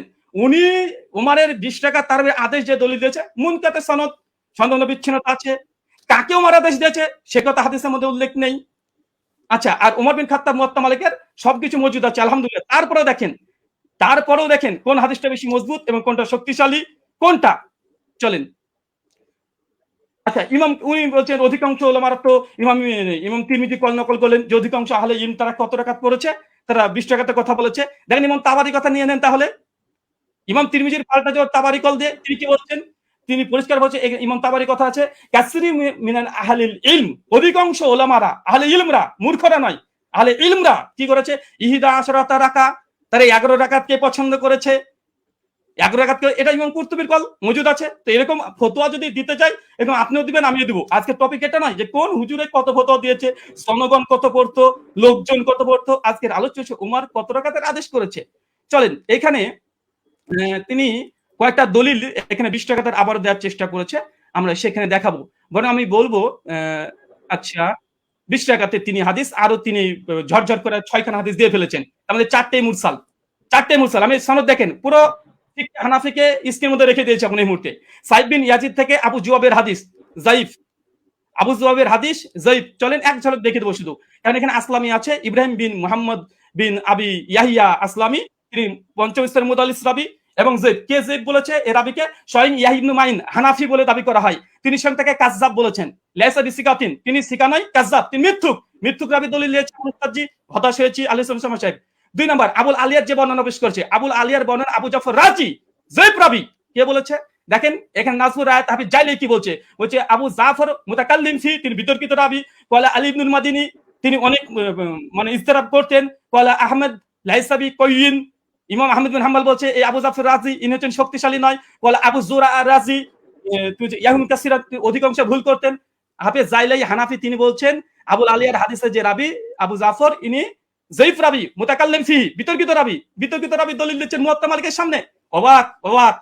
দেখেন ইমাম আহমেদ বলছেন মুস্তারিবুল হাদিস আবু জাফর রাজিকে পঞ্চম। আচ্ছা, এবং তিনি ইয়াজিদ বিন রোমানের হাদিসটাকে তিনি আবার পেশ করলেন মতন পরপর তিনটা হাদিসকে ইরসাল বলছে। এক পৃষ্ঠাতে হানাফিদের তিনটা হাদিস জয়ীফ, আর এটা আসর সুনানে স্পষ্ট এখানে লিখে দেওয়া হয়েছে। আচ্ছা, এখানে চতুর্থ বিষয় দেখেন, উনি বারবার ইয়াহিয়া সাইদ আনসারী হাদিসটাকে উনি বলছেন যে এটা যদিও মুরসাল উমরের জামানায় পায়নি। আমি এখানে 2 মিনিট নেব, যেটা পাওয়ার কথা। জি অবশ্যই, আপনি 2 মিনিট নেবেন। জি আচ্ছা, উস্তাদ জি শুনেন এবং শ্রোতা মণ্ডলী শুনেন, উনি যে দলিলটাকে মজবুত দলিল বানিয়েছেন যে ইয়াই বিন সাইদ আল আনসারীর এই হাদিস। দেখেন ইমাম হাজম রাহিমাহুল্লাহ তিনি বলছেন যে ইয়াই সাইদ আল আনসারী তিনি মৃত্যুবরণ করেছে ওমর বিন খাত্তাবের 25 বছর পরে। উস্তাদ জি কি দিয়ে মানুষকে মানে এইভাবে যদি রিজাল্ট শাস্ত্র নিয়ে যদি আলোচনা করতে আছেন, মানুষ তো হতাশ হয়ে বাড়িতে ফিরবে। যে এমন একজন হাদিস বর্ণনা করলেন যে ওমর বিন খাত্তাবের জামানায় পেল না, এখন তো এটা প্রমাণই করতে পারলেন না, সান থেকে মুত্তাসিল এখন পর্যন্ত প্রমাণ করতে পারলেন না, এটা আপনার জন্য আমি। এবং উনি বলেন যে ওসুলকে নাকি চ্যালেঞ্জ করিনি, ওসুলকে চ্যালেঞ্জ করেছি। 2-4টে মুস্তালাহুল হাদিস মানে এই গোটা আলোচনার সারমর্ম এটাই হয়ে যাচ্ছে যে এখন মুরসাল হাদিস দলিল কি দলিল না, মুরসাল হাদিস দলিল কি দলিল না। আরে যদি তর্কের খাতে ধরে নি মুরসাল হাদিস দলিল, মুয়াত্তা মালিকের মতো গোল্ডেন চেনের সঙ্গে টেক্কা দিতে পারে? ধরেও নি ফর সেক অফ আর্গুমেন্ট, কোথায় কি আর কোথায় কি যে ধরেও নি। তারপরে দেখেন এখানে আরেকটা উনি বললেন যে ওমরের জামানাতে পড়ার কথা, যদি ওমরের জামানার কথা হয় আমরা তো দলিল দিয়ে দিতে পারবো যে ওমরের জামানাতে সাহাবীরা ইয়াহিয়া সাইদ আল কাত্তানির মতো সাহাবীরা তিনিও 11 রাকাত তারাবি পড়েছেন, এই মর্মে অনেকগুলো দলিল আমরাও দেখে দিতে পারবো। আমি এক ঝলক শুধু দেখে দেবো, তিনি যেহেতু অনেক সাহাবীদের কথাও তিনি দলিল হিসেবে নিয়ে এসেছেন যে তারা কোন কোন জামানায় তারা পড়তো। আচ্ছা চলেন, আচ্ছা এখানে ইয়াহিয়া সাইদ আল আনসারীর যে রিওয়ায়াত নিয়ে এসেছে দেখেন, আমি এখানে 4 জন এখানে রেখে দিচ্ছি, এখানে 4 জনের নাম দেখেন। আচ্ছা, ইয়াহিয়া সাইদ আল আনসারী রাহিমাহুল্লাহ তিনিও বলছেন যে ওমরের জামানায় আমরা 20 টাকা তারাবি পড়তাম। ও ইয়াহিয়া সাইদ আল কাত্তান উনি যে দলিল দিয়েছে, আমি আরেকটা দলিল দিলাম খনন করার জন্য। উনি ইয়াহিয়া সাইদ আল কাত্তান যে দলিল যে এখানেও এর হচ্ছে মুসনাদ ইবনে আবি শাইবা 7671 নম্বর হাদিস, তিনিও বলছেন যে ইহিদা আশরাতা রাকা ওমরের জামানায় আমরা 11 রাকাত পড়তাম আলহামদুলিল্লাহ। আর একটা দেখেন আব্দুল আজিজ ইবনে মুহাম্মদ তিনিও বলছেন যে ওমরের জামানায় আমরা 11 রাকাত পড়তাম। শেষ হয়েছে, 2 মিনিট। শুকরিয়া, জাযাকাল্লাহ খাইরান। অনেক অনেক ধন্যবাদ আপনাকে। আমি একটু দুঃখ প্রকাশ করে নিচ্ছি যে 2 আলোচকই আপনারা মাঝখানে কিছু আমার কাছে মনে হয়েছিল যে আপনাদের আলোচনাটা প্রাসঙ্গিক, যার কারণে ফতোয়া বিষয়টা নিয়ে আলী হাসান ওসামা আলোচনা করেছেন। এটাকে বিপরীত করে আবার ব্রাদার রাহুল হোসেন আপনিও ইমাম মালিকের কিছু বিষয় নিয়ে আসছিলেন। আমি বলবো যে আপনারা দুজনই জেনেছেন। তো যাই হোক, আমি একেবারে আলী হাসান ওসামা আপনার খণ্ডনের শেষ পর্ব, তারপরে আপনারা আর পাচ্ছেন না। তবে হ্যাঁ, এখানে আমরা আশা করবো বা রিকোয়েস্ট থাকবে যে প্রাসঙ্গিকের মধ্যে আমরা কথা বলবো। জি জি, শোনা যাচ্ছে আমাকে? জি, আপনাকে শোনা যাচ্ছে। আপনি বললে আমি টাইমটা স্টার্ট করে দেবো। হ্যাঁ, শুরু করেন। জি ওকে, 9 সেকেন্ড 10 হামিদান ওয়া মুসাল্লিয়ান ওয়া মুসাল্লিমা আম্মা বাদ। ব্রাদার রাহুল ভাইয়ের ব্যাপারে আমি একটা হতাশা প্রকাশ করছি। এই লিখিত সাজানো গোছানো ফরম্যাট দিয়ে আমার কথাগুলো খণ্ডন করতে চাইলে সবচাইতে বড় যে ঝামেলাটা আপনি পড়েছেন, আমি কথা বলি 50টা আর আপনি লিখিত ফরম্যাট থেকে সেই আগে চর্বিত চর্বণ যা সাজিয়ে রেখেছেন এবং 3 বছর থেকে বয়ানও যা বলছেন ওই সেগুলোই টেনে টেনে আপনি শুধু আগের কথাগুলোই করেন, অথচ অধিকাংশ পয়েন্ট আপনি কি বোঝেনই না ইচ্ছাকৃত এড়িয়ে চলেন, আমি ধরতে পারি না। দ্বিতীয় বিষয় হলো আপনি বলেন আমি ফতোয়াটা নিচ্ছি, আমি কোনো প্রসঙ্গে ফতোয়াটা নিইনি, আমি উসুল বোঝানোর জন্য উদাহরণ দিয়েছি।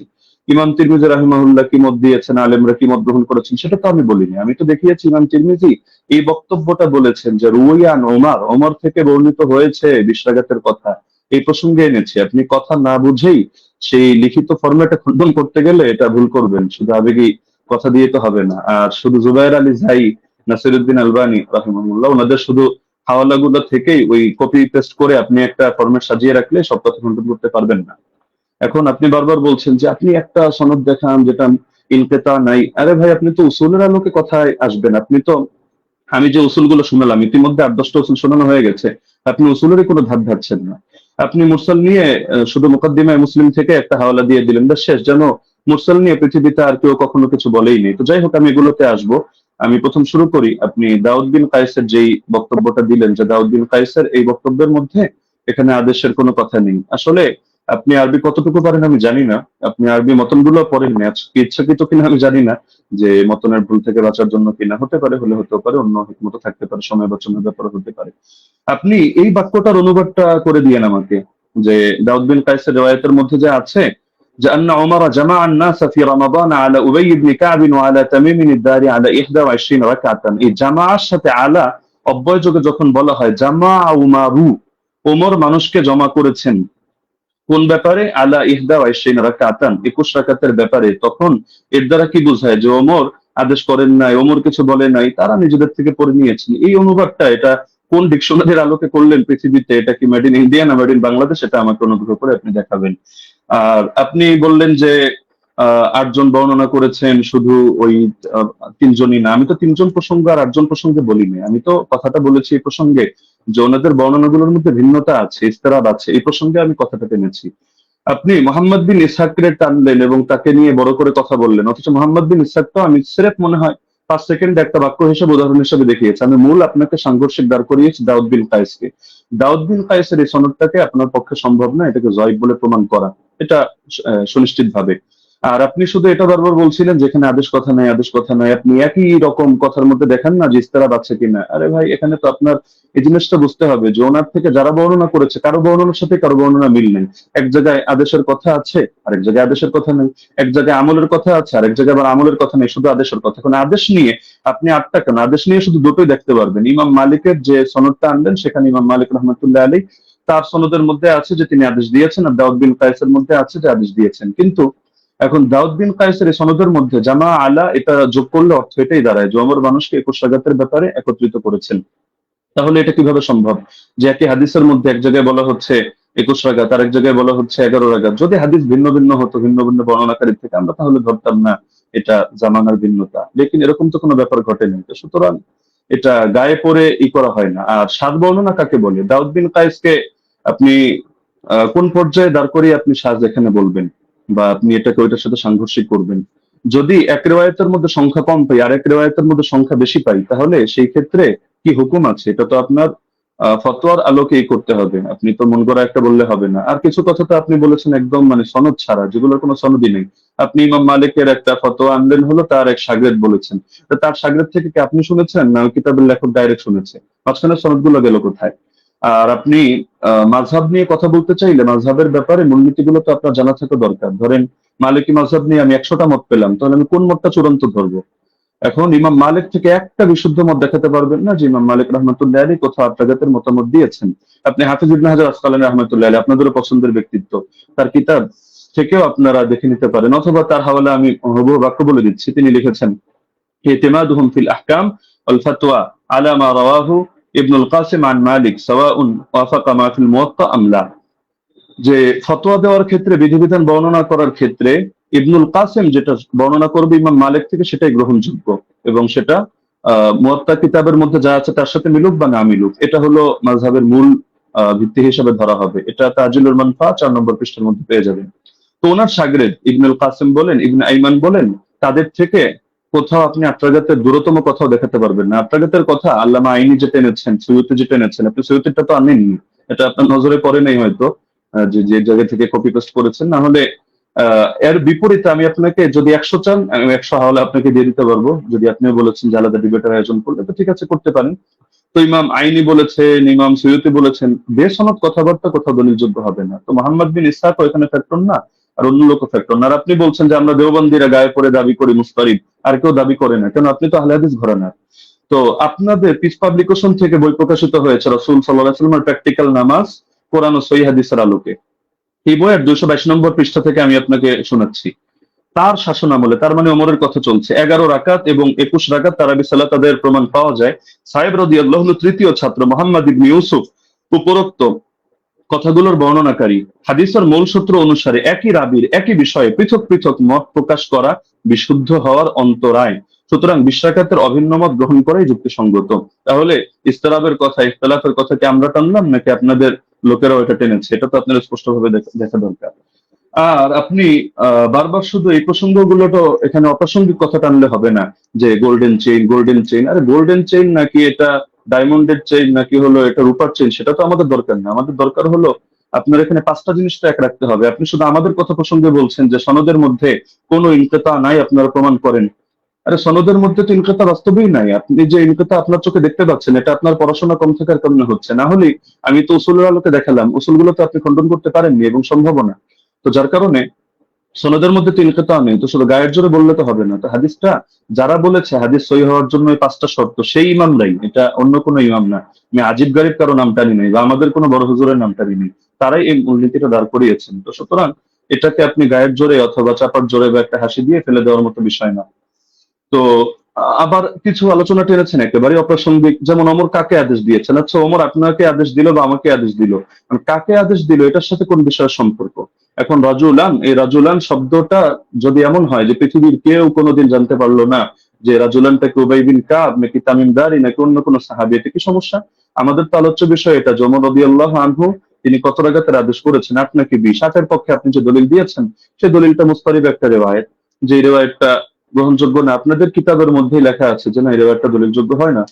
তো সুতরাং এটা তো আমাদের এখানে টেনে লাভ নেই। তার মধ্যে আরো কিছু আলোচনা টেনেছেন একেবারে প্রাসঙ্গিক, যে এমন জিনিস দেখান, এমন জিনিস দেখান, অমুকের আগে কে করেছে, তমুকের আগে কে করেছে, মাদানী রাওয়ি, সিলসিলাতুল জাহাবিয়া, গোল্ডেন চেইন ইত্যাদি। এগুলো দেখানো না দেখানো তো মূল বিষয় না। আপনি অপ্রাসঙ্গিক প্রশ্ন আমিও চাইলে আপনাকে 100টা করতে পারি, কিন্তু আমি পূর্বের অংশগুলোতে একটা অপ্রাসঙ্গিক কথা বলিনি। অতি অল্প সময়ের মধ্যে শুধু আপনাকে আমি মূলনীতিগুলো বলেছি, লেকিন আপনি যেহেতু আগে একটা ফরম্যাট সাজিয়ে এনেছেন, তো যার কারণে মূলনীতিগুলো আপনি করেননি। এই যে আবু জাফরকে নিয়ে আপনি মাঝখান থেকে কথা প্রসঙ্গে টেনেছেন, যদি আমি এগুলো মূল দলিল দেইনি। আরো মজার বিষয় হলো আপনি এমন কিছু খণ্ডনও করে দিয়েছেন যেটা আমি বলিই নাই। আবার আমি যেটা বলেছি এমন অধিকাংশ পয়েন্ট দিয়েছেন বাদ দিয়ে। কয়েকটা রিওয়ায়াত বললেন যে আপনি এটা বলেছেন আমি হতাশ, অথচ এটার জবাব এটা, অথচ সেটা আমি বলিনি। তো মাঝখানে আবু জাফরকে টেনে এনেও আপনি দাঁড় করিয়ে দিলেন যে আবু জাফর এটা সর্বসম্মতিক্রমে যায়িফ, কিছু কারণও টানলেন, অথচ আবু জাফর মুখতালাফ ফিহি যায়িফ না। যদিও এটা মূল আলোচনা, প্রাসঙ্গিক ভাবে বলছি, মুখতালাফ ফিহি যায়িফ না। তাকে নিয়ে ইখতিলাফ হওয়া ভিন্ন জিনিস, আর চূড়ান্ত ভাবে যায়িফ হিসেবে স্বীকৃত হওয়া ভিন্ন জিনিস। আপনি যে মত টানলেন এই মতের মধ্যেও তো আপনি মিস্টেক করেছেন। দেখা যাচ্ছে আলবানী রাহিমাহুল্লাহ এক্ষেত্রে এই কাজটা করেছেন, সদুকুন এই শব্দটা বাদ দিয়ে পরবর্তী যে কথাটা তিনি ভুল করেন ইত্যাদি, তার মধ্যে সমস্যা, ওই কথাটা টেনেছেন। তো সদুকুন হুকুমটা বাদ দিয়ে দিয়েছেন। অথচ আবু জাফরকে নিয়ে যদি দেখেন, ইয়াহয়া ইবনে মাইন সিকা বলেছেন, ইবনু আবি মারিয়াম বলেছেন তার হাদিস লেখা যাবে, সমস্যা নেই। ইবনুল মাদিনী বলেছেন সে আমাদের দৃষ্টিতে সিকা। ইবনু আম্মার মাউসিলি বলেছেন সিকা। আবু হাতিম বলেছেন সিকা, সাদুক, সালিহুল হাদিস। জাকারিয়া সাজি বলেছেন সাদুকুন লাইসা বি মুতকিনিন। ইবনু আদি বলেছেন লাহু আহাদিসু সালিহা ওয়াকাদ রাওয়া আনহু الناس واحاديثها عامتها مستقيمه وارجو انه لا باس به। ইবনু সাদ বলেছেন কানা সিকা। হাকিম বলেছেন সিকা। ইবনু আব্দুল বার বলেছেন হুয়া ইনদাহুম সিকা আলিমুন বিতাফসিরিল কোরআন। এগুলো আরো দেখতে পারেন আপনি তাহযিবুত তাহযিব 10 নম্বর খণ্ড 62 নম্বর পৃষ্ঠা। তো আবার তার থেকে কি কি দুর্বল বর্ণনা, এগুলো আলাদা লিস্ট আপনি পাবেন হাফেজ ইবনে আদির কিতাবের মধ্যে, আল কামিল, যেটা 5 নম্বর খণ্ড 255 পৃষ্ঠা। সেখানে দেখবেন এই তারাবি সংক্রান্ত রিওয়ায়াতটা তিনি টানেননি। তো বারবার আপনি মুরসাল মুরসালি গায়ের জোরে মুরসাল সাব্যস্ত করে দিয়েই কথা তো শেষ না। আমরা যে মূলনীতিগুলো বললাম, আর এটাও আমরা দেখালাম যে সনদ কোথাও সহি না হওয়ার পরও সেই ক্ষেত্রে আপনার হুকুম আরোপ করে দেওয়া হয় যে এই জিনিসটা যেহেতু উম্মতের ব্যাপক আমলের মধ্যে আছে, কখনো কখনো সেটাকে আমলযোগ্য বানিয়ে দেওয়া হয়। এটা আহ, মানে ইমামদের সর্বসম্মত একটা উসুল, যদি আমরা এগুলোকে কোনোটাকে মূল ধরি নেই। আপনি তো এখানে বলতে চাচ্ছেন আপনার মূল কথাই এটা যে ইয়াহইয়া বিন সাঈদ হয়তো কোন আলতু ফালতু রাওয়ীর থেকে এনেছেন এবং এই হাদিসের মধ্যে একটা দুর্বলতা তৈরি হয়েছে, অথচ প্রথম ধাপের মূলনীতিগুলোর মধ্যে আমরা যা বলেছি এখানে আপনার কথাগুলো খণ্ডন হয়ে যায়। পাশাপাশি সেই জামানার আমলগুলোকে আপনি যেভাবে উড়িয়ে দিচ্ছেন যে যার যেভাবে মনে চায় আমল করেছে, লেকিন এই জায়গায় ওমর রাদিয়াল্লাহু আনহু আদেশ হয়তো ছিল না। আপনি খেলাফতের জামানা দেখেন নাই, নরেন্দ্র মোদীর জামানা দেখেছেন, এই হিসাবে আপনার এমন মনে হতে পারে যেখানে সাহাবীরা বলছেন যে সাহাবীরা আমল করতেন, কানু ইয়াকুমুন অথবা কুন্না নাকুমু, আমরা আমল করতাম। তো তারা সকলে আমল করতেন আর খলিফা এখানে কিছু জানতো না, কিন্তু কোন বাড়িতে কি হচ্ছে না হচ্ছে এরকম সূক্ষ্মাতি সূক্ষ্ম অনেক বিষয় পর্যন্ত খলিফা জেনে যাচ্ছে। এটা তো অদ্ভুত ব্যাপার খেলাফতের জামানার ব্যাপারেও, যে বেদাত ওমরের জামানায় চলছে, যে ওমর একেবারে হুদাইবিয়ার সন্ধি হলো যে গাছের নিচে সেই গাছ কেটে দিয়ে আসছে, হযরত আসর চুমু খাওয়ার সময় পর্যন্ত ক্লিয়ার ভাবে বলছে যে আমি এই আকীদা পোষণ করি না তুমি কারো ক্ষতি করতে পারো, উপকার করতে পারো, বরং আমি এজন্য করছি তোমার গায়ে চুমু খাচ্ছি যে আল্লাহ রাসূল সাল্লাল্লাহু আলাইহি ওয়াসাল্লাম চুমু খেয়েছেন এই কারণে। তো আপনি যে কথাগুলো বললেন একটা নতুন কথা আসলে আমি পাইনি। এগুলো হাফেজ জুবাইর আলী জাহিদ কিতাব যদি কেউ পড়ে, বা শাইখ আলবানী সালাতুত তারাবি পড়ে, অথবা আপনার আব্দুর রহমান মোবারকপুরি সাহেবের কিতাবগুলো পড়ে, ব্যাস ওই যা বলেছে আপনিও ঘুরে ফিরে সেই কথাগুলোই বলেছেন। বাকি মজার একটা বিষয় হলো, আমি এমন অনেক উসুল টেনেছি যেটা হয়তো আপনার কমন পড়ে নাই, তো যার কারণে আপনি এই জিনিসগুলোকে পুরো স্কিপ করে চলে যাচ্ছেন। তাই ছিল মুস্তালাহিল হাদিস। আর এই পৃথিবীর ইতিহাসে হাদিসের ইস্তালা নিয়ে কি এই কিতাবটা এই মাত্র কয়দিন আগে লেখা হলো? এর আগে ১,৫০০ বছরে হাদিসের ইস্তেলার উপরে কোনো কিতাব লেখা হয়নি। আপনি মুরসালের সংজ্ঞা দেখাচ্ছেন যে মুনকাতি হাদিস কারো মতে গ্রহণযোগ্য না। আচ্ছা, কোন পর্যায়ে মুনকাতি গ্রহণযোগ্য না? খালি শিরোনাম দিয়ে হুকুম লাগিয়ে দিলেই হয়? তাহলে তো ইমান ভঙ্গের কারণ যে 10টা শেখ মোহাম্মদ বিন আব্দুল্লাহ নজদি রাহিমাহুল্লাহ থেকে বর্ণিত আছে, এগুলো শিখে শিখে সবাই খারিজি হবে এভাবে, যে যে জাদু করে ব্যাস সেই কাফের হয়ে গিয়েছে, যে কাফেরদেরকে মুসলমানদের বিরুদ্ধে সাহায্য করে, কোনো শর্ত নাই, কোনো হদ নাই, কোনো কয়েদ নাই, ঢালাওভাবে কাফের হয়ে গিয়েছে। তো এভাবে শিরোনাম দেখলে তো মুশকিল। এগুলোর ব্যাখ্যা তো ইমামদের থেকেই নিতে হবে, বক্তব্য যাদের থেকে নিবেন আপনার বক্তব্যের ব্যাখ্যাও তো তাদের থেকে নিতে হবে। আর আপনি বললেন যে আমি কথা প্রসঙ্গে মেনে নিয়েছি যে ওমর রাদিয়াল্লাহু তাআলা আনহু তিনি শুরুতে ১১ রাকাতের আদেশ দিয়েছিলেন। এটাও তো আমি আমার বাক্যগুলোকে খেয়াল করেন না, আমি কি বোঝেন না, আমি ধরতে পারি না? নাকি আপনি পয়েন্ট গুলো নোট আউট মানে লিখে না রাখার কারণে এমন ঝামেলা হচ্ছে সেটাও বুঝতে পারি না। যে দেখা যাচ্ছে যে এটা তো আমি বলেছি তর্কের খাতিরে যদি মানে, অনেক কথা আমি দুই ভাবে জবাব দিয়েছি, জবাবে ইলজামি, জবাবে তাসলিমি, ইলমি উসুলের আলোকে। তো দুই ভাবে জবাব দেওয়ার কারণে আপনি আগের পরের কথা বাদ দিয়ে মাঝখান থেকে একটা অংশ টান দিলে তো হবে না। আর কোন মুনকাতি, কোন মুরসাল, কোন ক্ষেত্রে কি হুকুমে যাবে, এটা তো আপনাকে শাস্ত্রীয় আলোকে বুঝতে হবে। আপনি যে কোনো জিনিস শুধু একটা ব্যাস গোল্ডেন চেইন, মাদানী রাউই, অথবা বুখারী মুসলিমের শর্তে উন্নীত ইত্যাদি ইত্যাদি একটা বলে দিলেন, ব্যাস হয়ে গেল। বিষয়টা এমন না। যেহেতু আলোচনা আমাদের শাস্ত্রীয় বিষয়, এটা কোনো মাযহাবী তাকলিদি বিষয় না যে মুখোমুখি রেফারেন্সে আমাদের কথা বলতে হবে। ইবনে উসাইমিনের হাওয়ালায় আপনি বললেন যে আমি কয়েকটা কথা টেনেছি। ওইখানে আমি ইবনে উসাইমিনের হাওয়ালায় টানি না, শেখ সালেহ আল মুনাজ্জিদের হাওয়ালায় টেনেছি। এটা আবেগে আপনি কয়েকবার এটা উচ্চারণ করেছেন। আর এখানে আমি তার ফতোয়া দেখাইনি। আমি এখানে ফতোয়া উল্লেখ করার জন্য বসিও নেই আপনার সামনে। এখানে আমি দেখিয়েছি যে তারা সকলে বিআমরিহি, অর্থাৎ এটা যে ওমরের আদেশে হয়েছে এই বিষয়টা তারা অস্বীকার করে নিয়েছেন। তো সুতরাং মানে যেই জিনিসগুলো আপনার স্পষ্ট, তো সেই জিনিসগুলোকে গায়ের জোরে তো আপনি প্রমাণ করে নিতে পারবেন না যে না এই জিনিসটা এই প্রশ্ন আমি আপনাকে ছুড়ে দিলাম, এটার জবাব দেন, ওটার জবাব দেন, ওটার জবাব দেন, না দিলে বেশ তাহলে সাব্যস্ত হলো আমার কথাই সহি। বিষয়টা তো এমন না, শাস্ত্রীয় মূলনীতি। আপনি এই আলোচনা শেষ হওয়ার পর ঠান্ডা মাথায় বসেন, আমি নতুন কোনো কথা আপনাকে ছুড়ে দিচ্ছি না, যেহেতু আপনি খণ্ডন করার সময় পাবেন না, এটা আসলে আদবের দাবি না। ছুড়লে আমি ছুটতে পারি, আপনি ভবিষ্যৎবাণী করে দিয়েছেন যে এমন কৌশল হয়তো আপনি করবেন, আমরাও বুঝি না, এত বোঝার দরকার নেই। আর আমার ব্যাপারে খারাপ ধারণা আপনি অযৌক্তিক ভাবে রাখারও কোনো কারণ নেই। আর আমি তো আপনার মতো পুরোনো ডিবেটারও না যে এখানে ডিবেটের কৌশল খাটিয়ে আমি আপনাকে পরাজিত বা অপমানিত বা লাঞ্ছিত করতে চাবো না। আপনি আমার দিনী ভাই, মহাব্বতের ভাই। আপনি কাফের মুশরিকদের বিরুদ্ধে যে কাজ করেন আমি এগুলোকে শ্রদ্ধা করি এবং উৎসাহ দিই, দোয়াও করি। আগামীতেও আমি আশা রাখি আপনি কাজগুলো কন্টিনিউ করবেন। তো সুতরাং আপনার সাথে আমার কোনো দ্বন্দ্ব নেই, কোনো ভিন্ন কিছুও নেই। আল ওয়ালা আল বারা, এই আকীদাই তো আমরা ইসলাম থেকে লালন করি। তো সুতরাং অপ্রাসঙ্গিক কথা না টেনে আপনি মূলনীতির আলোকে বিষয়গুলো বোঝেন। প্রয়োজনে আপনি এই ভিডিওটা এটা শেষ হওয়ার পরও লাইভ স্ট্রিমিং আপনি ঠান্ডা মাথায় 10 বার শোনেন, 20 বার শোনেন, প্রয়োজনে মুযাকারা করেন।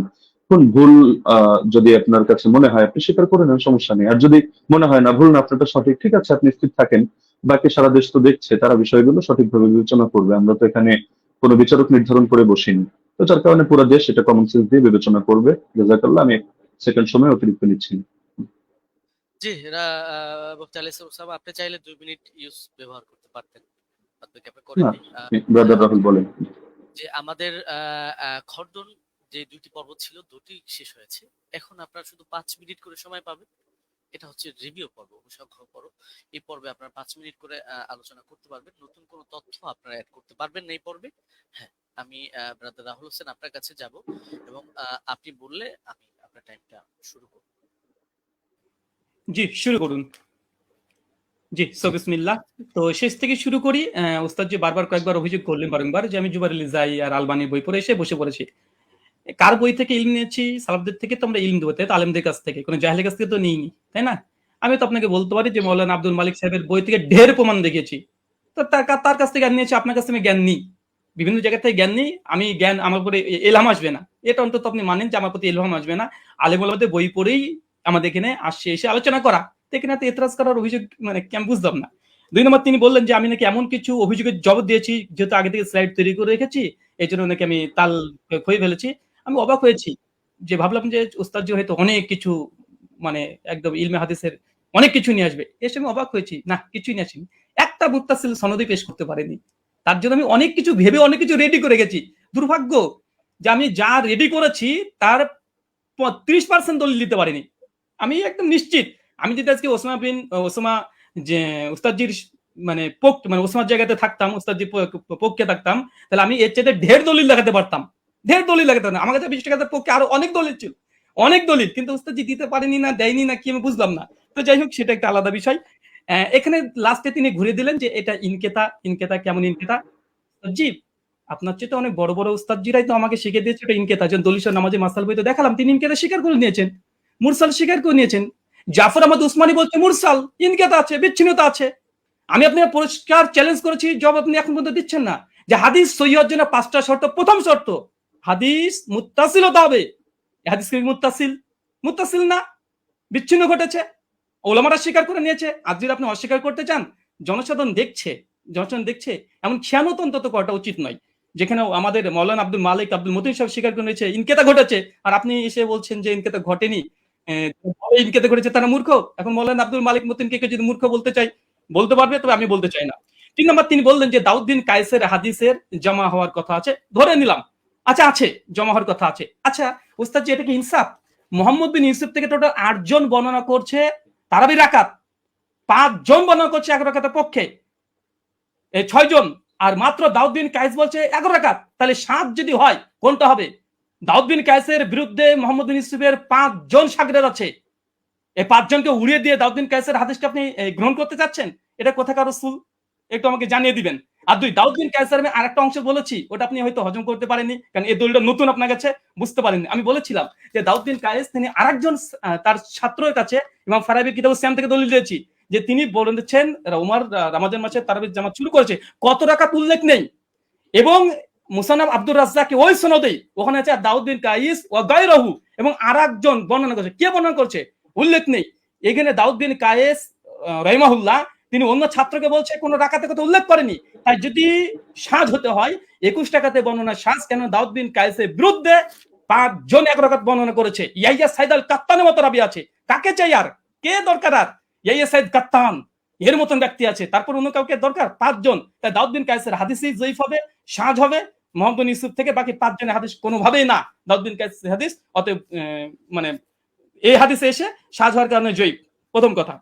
এখানে বলছেন যে ইমাম মালিক থেকে নাকি আমি প্রমাণ পেশ করতে পারবো না, যে ইমাম মালিকের ছাত্ররা, কারণ যে মাযহাবের আমি মত বর্ণনা করব সেই মাযহাবের ইমাম থেকে দেখাতে হবে। আমি মনে ভুলে গেছেন, আপনি যে কাসেম থেকে বর্ণনা পেশ করেছেন, ওই কাসেম থেকে দেখিয়ে দিয়েছি।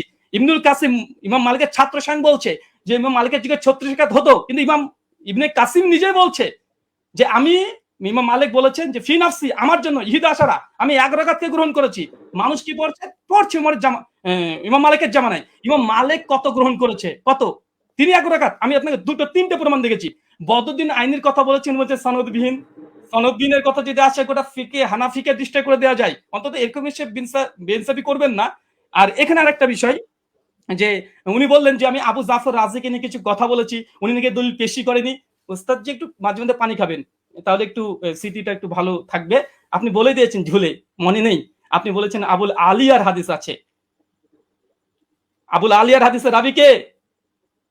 আবুল আলিয়ার হাদিস মুক্তারা আল হাদিসুল মুক্তারার মধ্যে আবু জাফর রাজি আছে। তাই বুঝি মাঝে মধ্যে একটু পানি খাবেন। আপনারা হয়তো অনেক পড়াশোনা করেন, মাঝে মধ্যে অনেক কিছু আছে দিয়ে মানে কি বলছি কি বলছে হয়তো এগুলো শুনতে পাচ্ছেন না। তো সর্বোপরি কথা হচ্ছে এটা, মুয়াত্তা মালিকের যে হাদিস আলহামদুলিল্লাহ গোল্ডেন চেন, এবং মতনের উপরে যে অভিযোগ করেছিলেন যে দাউদ বিন কায়েস এখানে জয়ীফ, দাউদ বিন কায়েসের হাদিসে সাজ, ইমাম মালিক মুয়াত্তা মালিকের হাদিসের পক্ষে 7 জন আর হাদিস বর্ণনা করছে আলহামদুলিল্লাহ। আর 2 নম্বর, ওস্তাদ জি যতগুলো দলিল দিয়েছে সব সনদে ইনকেতা আছে। উনি এটাকে যতই জোর করে প্রমাণ করার চেষ্টা করুক যেটা ইনকেতা সনদ গ্রহণযোগ্য, আমিও 4 জন মুহাদ্দিসের কথা নকল করেছি। ইনকেতা মুরসাল হাদিস জয়ীফ হয়, 200 নামাজের মাসালেও আছে, সে মুসলিমও আছে আলহামদুলিল্লাহ। 5 মিনিট আমি আলী হাসান ওসামা আপনার কাছে যাব এবং আপনি 5 মিনিট সময় পাবেন, এখানে নতুন কোনো তথ্য আপনি অ্যাড করতে পারবেন। জি, শুনতে পাচ্ছেন? আপনি বললে আমি টাইমটা শুরু করব। জি, শুরু করুন। 10 সেকেন্ড। হামিদান ওয়া মুসাল্লিয়ান ওয়া মুসাল্লিমা ওয়া বাদ। ব্রাদার রাহুল কিছু কথা বললেন যেটা আপনাদের মূলনীতির বাইরে ছিল।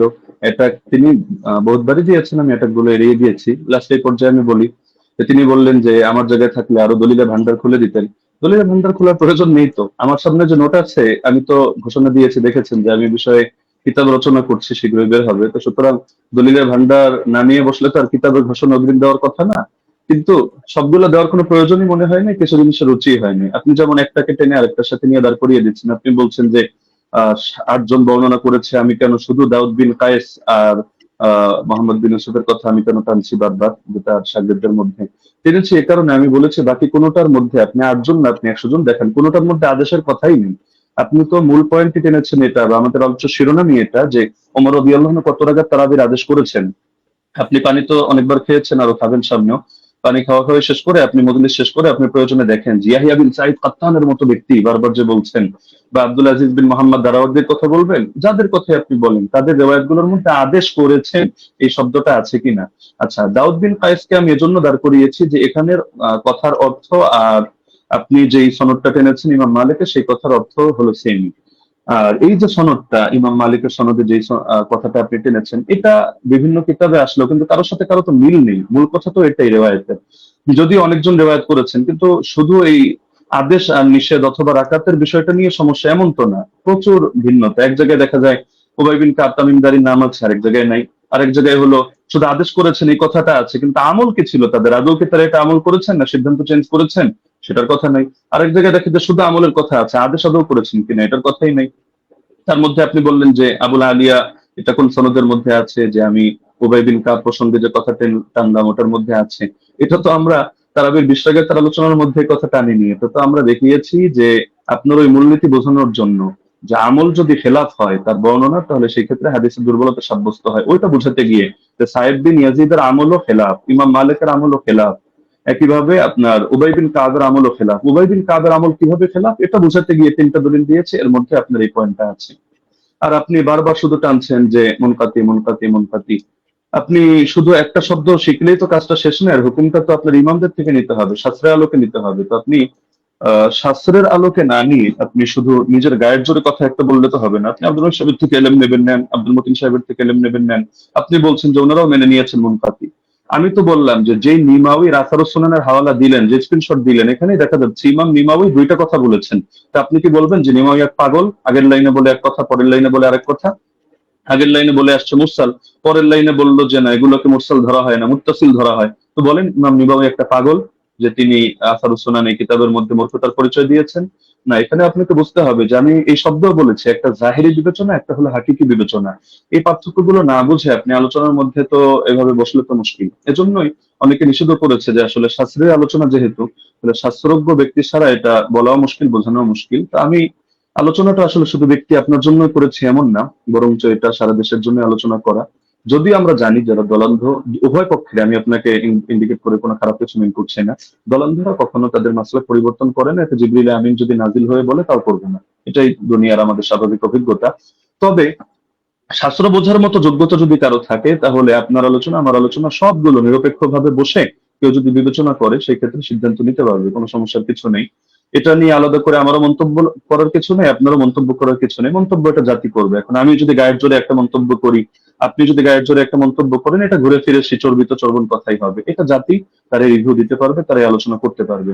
আর আপনি ইমাম মালিক রাহিমাহুল্লাহ সূত্রে ইবনুল কাসেমের থেকে যে বর্ণনাটা আনলেন, আমি তো এটা বলেছি যে এটা নিয়ে যদি আপনি আলোচনায় বসতে চান তাহলে স্বাগতম আপনাকে। আমরা কত শত আপনার রেফারেন্স দরকার আমরা দেখিয়ে দিব যে ইমাম মালিক রহমাতুল্লাহ আলাইহি থেকে সিরেফ 2টা মত আছে। আমি দায়িত্ববোধের সাথে বলছি, একটা হলো 36 রাকাতের আর আরেকটা হলো 20 রাকাতের। 8 রাকাত পড়েছেন উনি, অথবা পড়াকে পছন্দ করতেন, অথবা তার মাযহাবের ব্যাপারে এটা ফতোয়া জারি করেছেন, এটা আপনি প্রমাণ করতে পারবেন না। হ্যাঁ, এখন বিভিন্ন কিতাবে বিচ্ছিন্নভাবে বিভিন্ন বক্তব্য আসতে পারে, এটা আপনিও জানেন। ইমাম ইবনুল হুমামের বক্তব্য যদি আপনি দাঁড় করান তারাবির ব্যাপারে, তাহলে দেখা যাবে আরেক ইমামের বক্তব্য দ্বারাই তার খণ্ডন হবে। তো এগুলো তো কিতাবের মধ্যে বহুত কিছুই থাকবে। শাস্ত্রের কাজই তো এটা, আপনি কিতাব থেকে কিভাবে আলাদা আলাদা করে বুঝবেন এই জিনিসটা আপনাকে হাসিল করতে হবে। আর আপনি যে কথাটা বললেন মুরসালের হুকুমটা সহিহ মুসলিম থেকে, যেহেতু সময় প্রায় শেষ আমি এটা বলার সুযোগ নেই, আমি আপনাকে রেফারেন্সটা দিয়ে দিচ্ছি। শারহ ইলাল তিরমিজি 1 নম্বর খণ্ড 543 পৃষ্ঠা থেকে আপনি এটা দেখে নেবেন যে আসলে এই মুরসালকে ঢালাওভাবে অগ্রহণযোগ্য কিনা। না, অগ্রহণযোগ্য না, এই কথাটা একটা বেদাতি কথা। তো এটা কিভাবে কি আমি আর সময় নিচ্ছি না, আপনি দেখে নিয়েন শারহ ইলাল তিরমিজি থেকে। জাযাকুমুল্লাহ, উহিব্বুকা ফিল্লাহ। আসসালামু আলাইকুম ওয়া রাহমাতুল্লাহ।